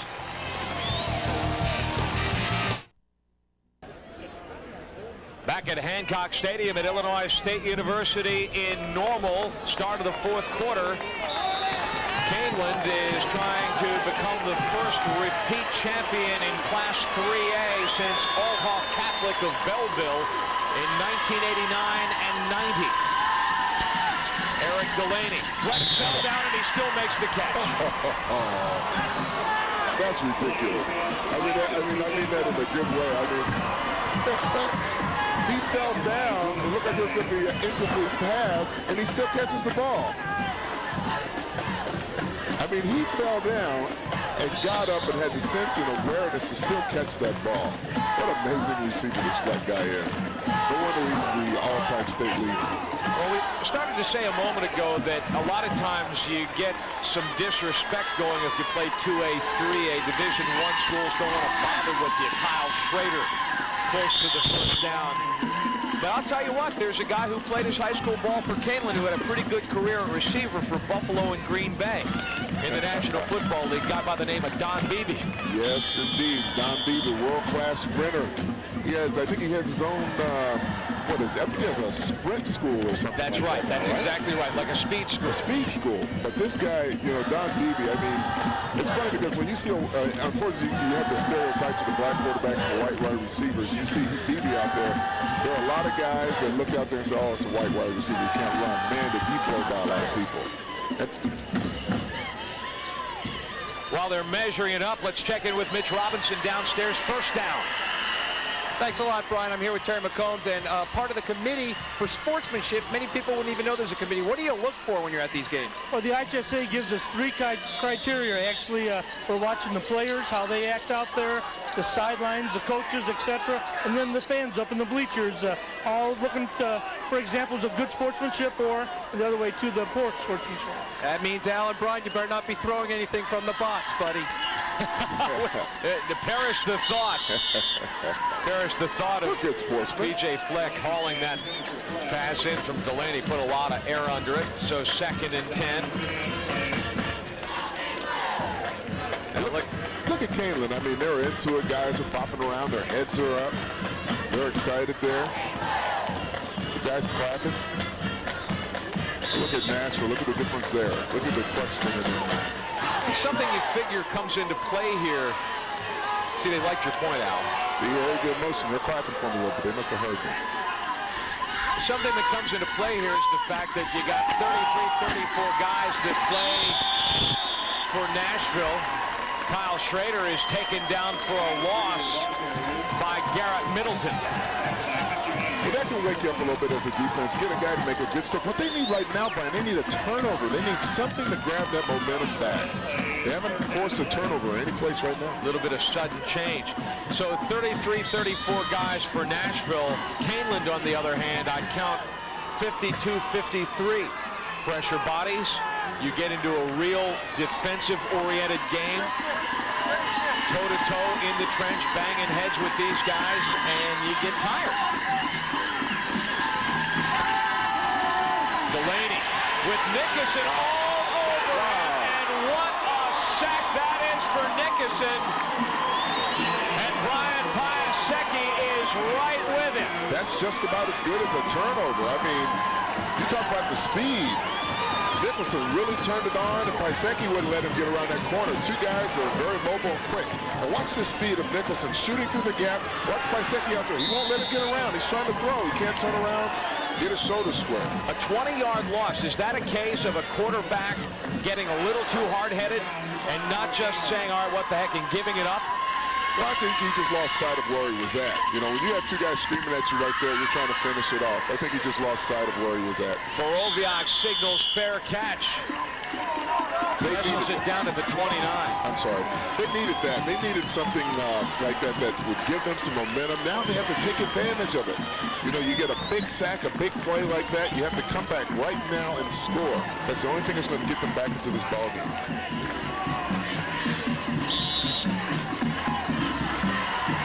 9 minutes remaining in regulation, so the Blue had best start to swarm. Yep. But they're a running team, so they're not used to getting that ball down the field. Worth repeating, Wool hold that one up. Oh, they tried the Bummerowski play. Looked like some form of the Bummerowski play Bump Phillips did in New Orleans. Now watch this. Looks like the quarterback is going to have the ball. But see, he hands it to Morris on the inside, number 5, kind of popping out of there. That would have been a great play had it not been blown dead. And a penalty on them. That was a play they needed. The Bummerowski play, as he had him up there real close to the line of scrimmage. That was a great call there. Too bad they didn't. Too bad they got a penalty on that. See, when you run a wing tee, you can do that kind of thing. Point was made here earlier today. False start call against the Hornets. That something else, obviously, College Stadium, you've got great lighting. But at some of these high school fields where maybe you've got some lights tacked up to a half a dozen phone poles and the lighting is horrendous, a wing tee, you can sell all kinds of stuff. And the defense can't pick it up. Justin Morris can sell nothing. And he is taken down for a loss by Kurt Long. Kurt Long has played an outstanding defensive game today. Long's can get penetration from the left of your screen. They're right upfield. Nice tackle on Morris. But can you imagine that? Having like 5 guys all up tight to the line like that, and any one of them can have the ball. And that's tough to defend. On a dimly lit field. I know, I had a field like that. Off the minus play, 2nd and 17, and nothing there. What in the world happened there? I wonder if Cruiser lost the handle on the ball. Yeah. I was wondering if there was another Bummerowski play because he hardly moved, but. Yes, he did. Look at that, he's not going for the ball. Jason Rapp, the center. The ball actually wound up caroming back underneath Rapp, and he fell on it. Cruiser's got to go for that ball, though. I mean, that was a very important possession. They're very fortunate to get that back. So another minus play leaves the Hornets 3rd and 18 from their own 23-yard line. Cruiser is back. Heavy pressure. Fuller gets to the quarterback. And the pass for Piasecki falls incomplete. You know, Joe Thornton really likes Fuller. Fuller's 6'2", 200 pounds. He's extremely fast. Watch him come around the right corner, beats the block there, and hits. Look at that. Nice pressure by Fuller. Coming around, number 32. Beats the block of Barr and comes around. Nice pressure. Alley's only a sophomore. Thorgerson said he's a kid in a man's body and that he could be a Division I player. Well, I think next year he's going to use him more on offense. The guy can really run. What a punt by Piasecki. That was a pro punt. Fair catch is made by Fleck, and Kaneland will try to pad its lead. 44 yards on the punt. A 14-point lead for Kaneland as we hit the middle stages of the 4th quarter at hand. You may have noticed that the Knights are wearing a patch on their left shoulder, green with the initials JK for Jenny Kerwin. She was a cheerleader. She was PJ Fleck's best friend. She was killed in a car accident in September And P.J. Fleck and the Knights of Kaneland have dedicated the 1998 season to her memory. Fleck, in fact, still visits the cemetery several times a week. The handoff to Kyle Schrader. Nice play there. You know, when you're talking about that, it seems like I remember in high school having a couple of people that were very close to me dying. It's very traumatic to any high schooler. I mean, to anyone especially, but for someone to die so young with so much promise ahead, it's a devastating blow, and I think it's a great gesture on their part for her. Well, Fleck has added to his record-setting performance tonight with 8 receptions. That's a state record for most receptions in a title game.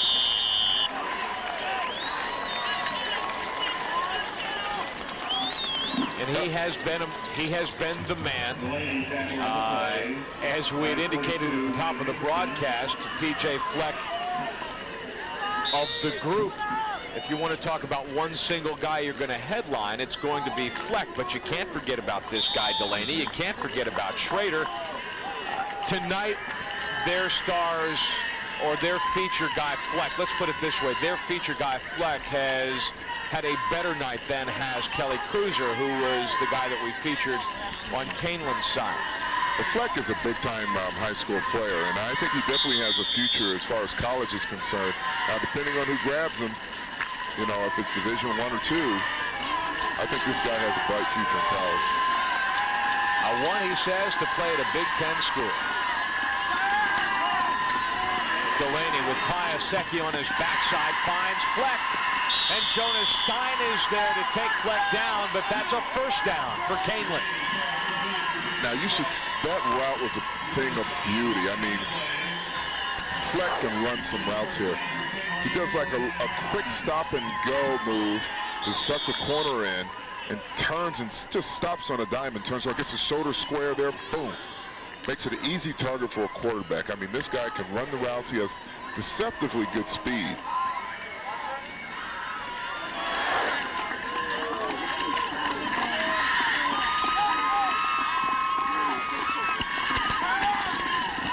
Kyle Schrader, lots of room up the middle. Blows past Borowiak, blows past Nickerson, moves the chains again. Now that was a statement run right there. He ran right over Borowiak. And we've got a guy down on the field. That's David Becker. That's what you call a statement run right there. Just physical domination. I mean, that sends a message to the sideline, the opposing sideline, like, you can't stop us. Now watch this. Schrader gets that shoulder down. He gets that momentum. Borowiak's going to try to come up there, and he runs him right over, right there. And it just keeps going. I mean, that's a statement hit there.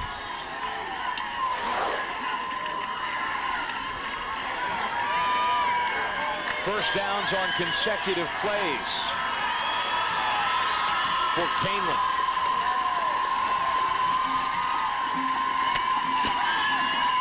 Here's Long. Off of left tackle for 2 or 3 on first down. Look at Long's right hand. He's wrapped up. I'll tell you, that right hand hasn't affected him tackling, that's for sure. Look at the difference first half to second. That's all you need to know. That's why what was a 7-7 game has become a 21-7 game. The pitch to Kyle Schrader off the edge. He gets a blind long, but good backside pursuit by Borowiak. The thing with Kaneland, Brian, they just have too many weapons to throw at you. You know, they got Fleck, Delaney, Schrader. Now look here. Kurt Long with his wrist pulling. Nice block. How about that? That's what you call selling your body. Yep. You know what's at stake? Long doesn't care. He wants that championship. Well, unless something changes in a hurry, he's going to get it.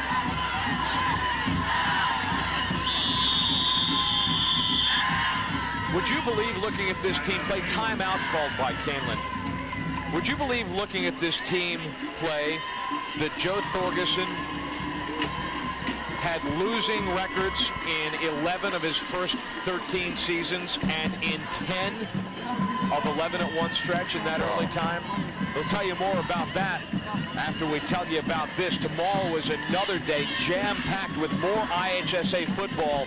At 11 a.m., the 4A title game between Bishop McNamara and Glenwood High School of Chatham. At 3 o'clock, a monster 5A rematch as Providence takes on Mount Carmel. Then at 7, all-out war. Undefeated Barrington, undefeated Wheaton Warrenville South hit the grid here at Hancock. The 6A championship on Fox Sports Chicago, plus call your local cable system for the channel number in your area.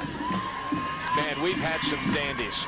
Lederman and McInerney had better bring their lunch buckets, because they got a couple all-day jobs in those 5A and 6A games.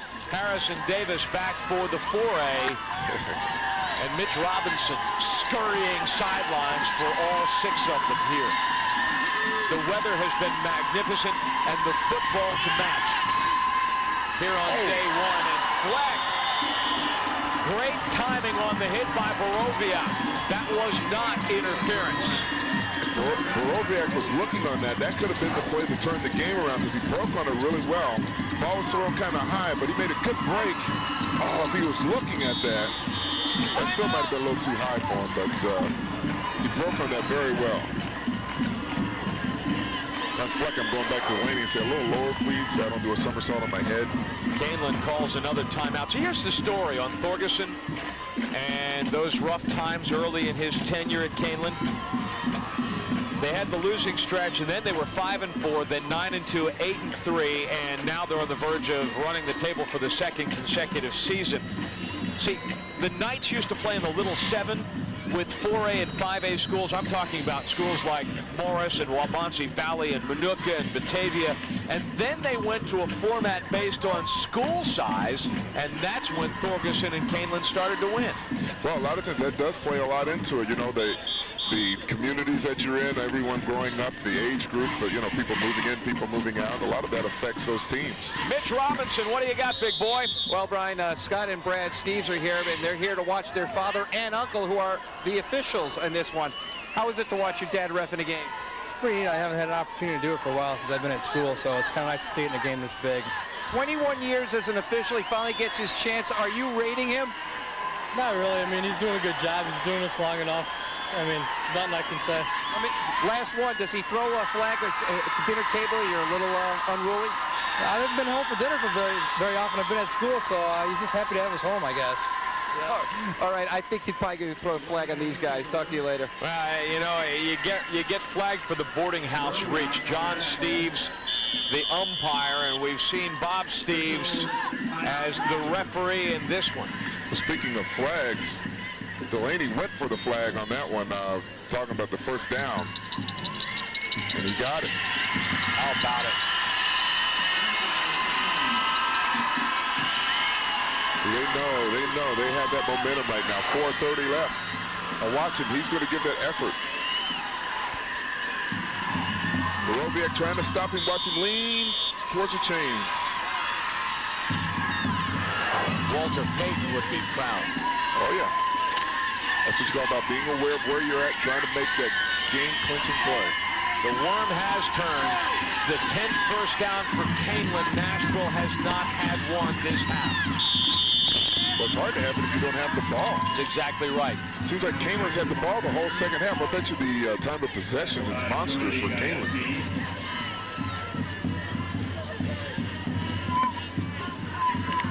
The thing is, you can say the defense is getting tired, but they play both ways, a lot of the guys.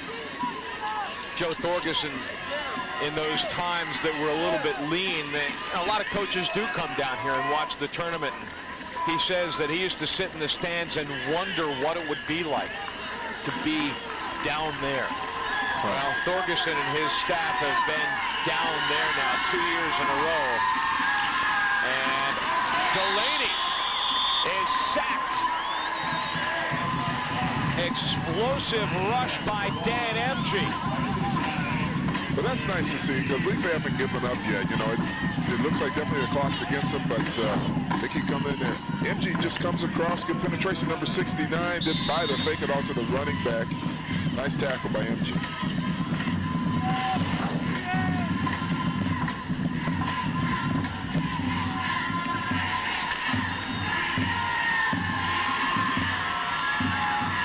One of the problems that Nashville has had is a significant injury, about which we'll hear in a moment from Mitch Robinson.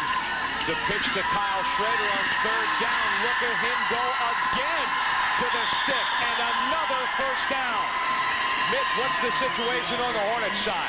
Well, Brian, it's a shame to see towards the end of the game, Morris, their star running back, the sprinter, little cartilage damage they expect in the knee. He's done for the night, and you hate to see that, especially in the end of this one, a well-fought game. Well, Justin Morris, Mitch, was a guy who in the semis against Macomb had a pair of touchdowns to spark that victory. And let's not forget what Nashville has done here. And they took advantage of that last play. Morris also plays linebacker, so he wasn't in on that play, which Schrader made a great run for a first down. Schrader, again, straight up the gut.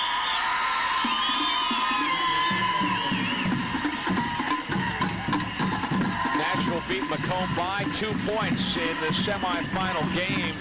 In the quarterfinals, the Hornets took care of Harrisburg as a payback for last year's, well, actually, Harrisburg was here last year playing Kaneland for the state championship. Harrisburg having eliminated Nashville earlier in the playoffs last fall. 2nd and 5, and the Knights are marching.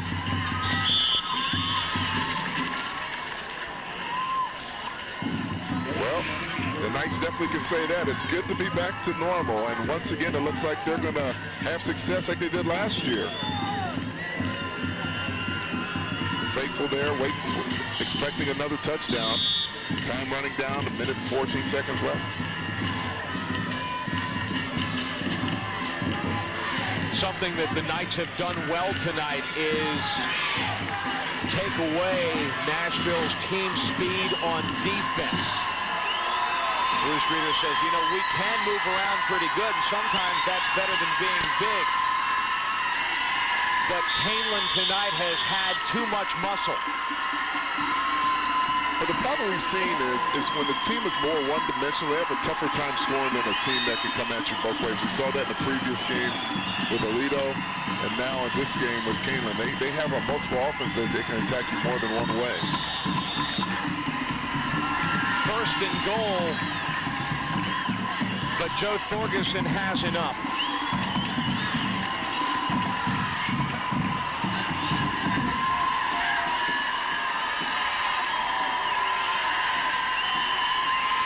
Half a minute remaining, and Delaney will simply take the knee. Joe Thorgerson just this week brought the game films out from the 1997 championship. He said we never could dream of a repeat. We never could dream of 27 or 28 in a row. We were everybody's big game.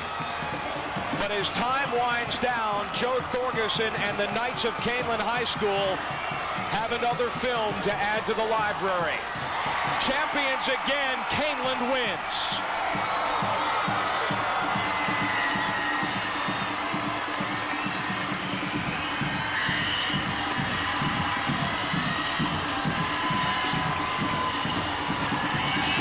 Brian, I think what you meant about the dreaming, I love the way you said that. That dream started in the stands, picturing himself, one day I want to be down there. And now he's been down there 2 years in a row. Congratulations, Kaneland Knights, state champions for 3A.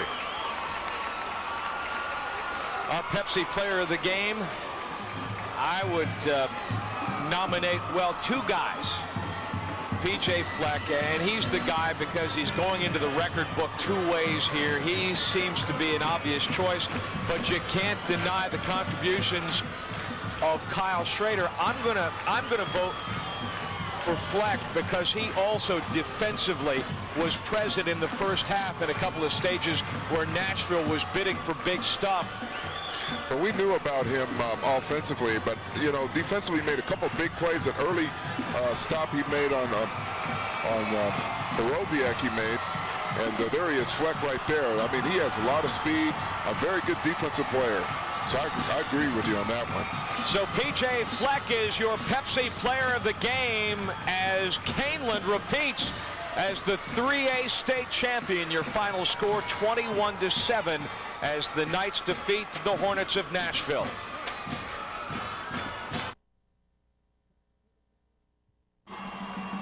Welcome back to Hancock Stadium. 21-7 the final. Kaneland repeats as the state 3A football champions in quite a game here. Let's send it up to Jeff Ritson, our PA announcer. They're getting ready for that medal ceremony and trophies. And then afterwards, we'll have a word with the winning coach, Joe Thurgeson, who, yeah, you got to say, he's pretty happy. Back-to-back champions. In this one, it was close at the half, 7-7. Second half, Kaneland took over. Third quarter, they held Nashville down to 1 first down. But they kept rolling along and pounding it out. And Kaneland came up with the 2 big scores and then just used the clock and pretty much physically wore down the Nashville team, a tough team at that. 21-7 is the final from this 3A state championship, and all that waits now is the big award ceremonies as everyone celebrates. Now remember, tomorrow also live on Fox Sports Chicago, we've got the 4A and the 5A title game, and then on Fox Sports Plus we're live for the 6A title game. I'll be on the sidelines all day long. Hope you'll be with us. Exciting. If it's anything like it was today, believe me, you're in for a good time. We've had great football in 1, 2, and 3A, and the weather's going to be perfect. So, hey, if you want to get in the car and take a road trip, nothing better than coming down to Hancock Stadium to see some action live in the state finals.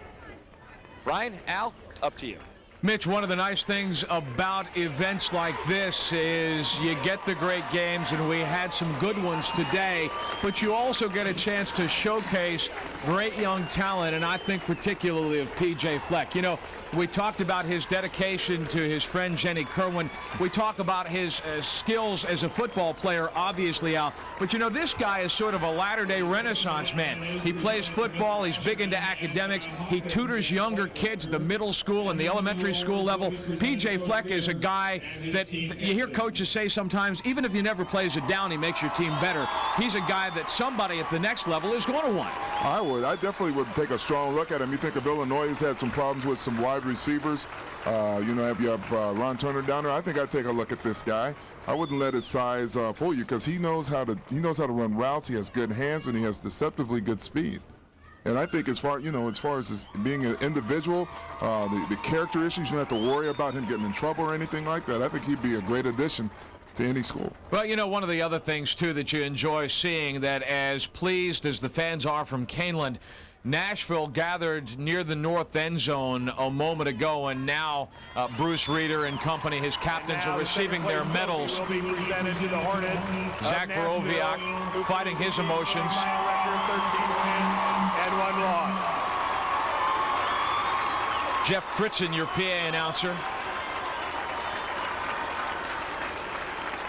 Listen to the Kaneland players and listen to the crowd cheer these guys. Next will Principal Dan Bertrand, Coach Joe Thorgeson, and the captains of state champion Kaneland. Please join the presenters on the awards platform.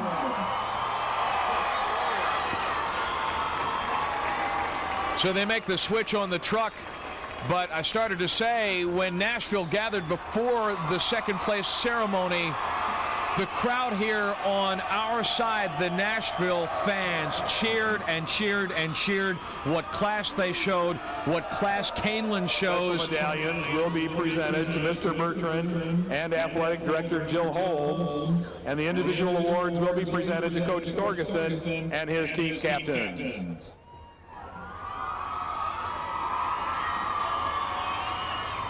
See, that's what sportsmanship is all about. I mean, a lot of times you see some bad incidents like in college that happen, guys that are punching at each other, but here's the opposite, guys cheering for each other, and they realize it's just a sport. It's a great job by both schools. PJ's got the sideburns going, but he's also got that big dab of black under each eye. Mm-hmm. Don't need that much at night, do you? Well, you know, it's part of the image, you know. Well, he needs to keep wearing it because he's definitely catching the ball. Well, he's got the Brady Anderson sideburns going, too. He's a good-looking kid there. Yeah, he's going to do some of those sideburns. I mean, he'll regret that about 15 years from now. Now this year's state championship Class 3A team trophy will be presented to the Knights of Maple Park Kaneland, who finished the season with a final record of 14 wins and 0 losses. Althoff Catholic did it in 1989 and 1990 for the city of Belleville, and now for Kaneland and environs, including smaller towns like Elburn. Boy, they're just going crazy tonight out west of Aurora as Kaneland comes back and wins again. 2 perfect seasons these days, and especially as Joe Thorgerson pointed out earlier, these days when you wear that target on your back as the defending champion, we're not talking about an easy feat here, Al. Well, you're talking about having mature guys like Delaney and Fleck there, keeping you focused, Schrader, all those guys are great leaders, and that's what keeps you coming back for that second championship. You see someone win 2 in a row, it's about leadership and heart as well as talent. Well, we're going to hear in just a moment from Joe Thorgerson. He is going to be down on the sidelines with Mitch Robinson. Stay with us as we wrap it up for the first day of the big action at Hancock Stadium in Normal. They're hooting and hollering in Maple Park and Elburn and Virgil and Caneville and Sugar Grove, and Mitch Robinson is downstairs with the guy who put it all together. That's right, Brian. Down with the winning head coach Thorgerson. And Coach, did you ever imagine being back-to-back undefeated again? It's unbelievable what these kids have done. I mean, it's from day one we were pegged as supposed to do this, but there's 14 games you have to play. And I'll tell you what, Nashville Hornets have an outstanding team. That's as tough as we've been played in the last 2 years, and they should be very proud. How much respect do you have for your players and especially those All-Staters that are leaving the team? Well, you know, those kids are All-Staters. They have great ability, but it's the character that they showed. I mean, they came out, and in the second half they took over. They made the plays when they had to. You know, we knew it wasn't going to be a cakewalk, and we did it, and we're state champs again. Talking about that second half, you kept your offense on the field the whole time. You kept their defense out there. That's the key. You wore them down. You know, the big thing with it, that I thought of this game is our defense really played outstanding. We had one letdown before the half, but they kept us in the ball game. I mean, our offense hadn't been challenged like that in a long, long time, and they kept us in striking distance. And then we came out in the third quarter and got it done. How long do you celebrate this, and then when do you start thinking, maybe three-peat? I don't know about that. We're going to celebrate this for a long time. And, you know, I got to credit my assistant coaches, Rich Kearney, Tom Federley, and Steve Oxtetter. I mean, they're the guys that put this defensive package together, and they do a lot of things on offense, and we couldn't have done it without those guys. Wonderful job, Coach Thorgerson. We have to say second to none, and hopefully we see you back in Bloomington, Normal, next year. Well, we'll see about that, but we're going to enjoy this one now. Enjoy the ride back. Brian, Al, back to you. Guarantee you he's going to enjoy that ride back, and one of the reasons that he's going to is the way that this team came together in the second half after, as he mentioned, Nashville played a very tough first half. Yes, they did. They stayed right in that ball game with them, and it was really hard to get a feel of the game in the first half. I was trying to find out if there was going to be any openings, and you brought up the standpoint that neither team had fumbled the football. There weren't penalties or anything like that, so it was very hard to get a feel of it until the second half when P.J. Fleck took over. Well, things got a little ragged for a stretch in the third quarter when penalties really did rule, and the team that came out of that and the team that was able to regain or sustain the energy was Kaneland. Maybe some of that business took a little wind out of Nashville's sails, but let's take a look at some of the highlights from this game, particularly in the second half. Well, here you got Delaney just out in the flat. He established the big play by Fleck. He goes out to Schrader, just lost it up there, lets him run underneath. Nice, easy pass. You know, you don't have to be fancy with that. Nice lead-in play there by Delaney to Schrader. And Schrader, once again, as his coach says, he's the best player on the team in his opinion. Nice run to the left side there. It'll be for about 10 yards for a touchdown. As you can see, he'll just turn the corner and just accelerate through that hole. Nice block there by his brother. Just an easy touchdown. Best overall player, and there you see it. He can do it on the run. He can do it catching the football. And in the end, these teams were even. Al, these teams were even at the half. Well, the time of possession was a big key. Remember I said it hardly seemed like they had the ball on Nashville in the second half at all, and they just ate them up. Look at that, doubled the possession just about. Balance, rushing yardage, 136 for Kaneland.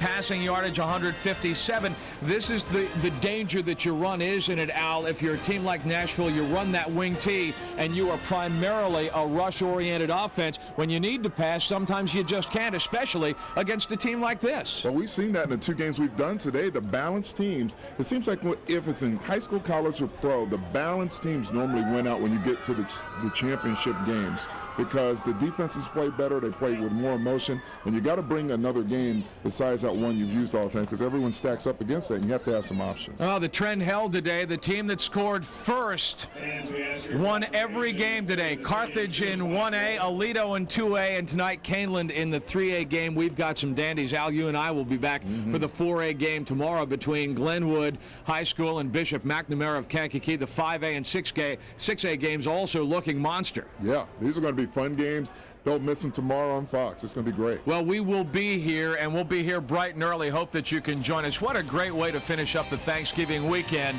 Stay tuned for Fox Sports News at 10 p.m. Don't forget our IHSA football coverage begins at 11 o'clock tomorrow morning. So now, for Al Harris and Mitch Robinson, I'm Brian Davis. It's good night from Illinois State University, where the 1998 IHSA Class 3A champion, Kaneland, with a 21-7 decision over Nashville. The preceding of Fox Sports Chicago and Intersport Television. Good night from Normal, Illinois.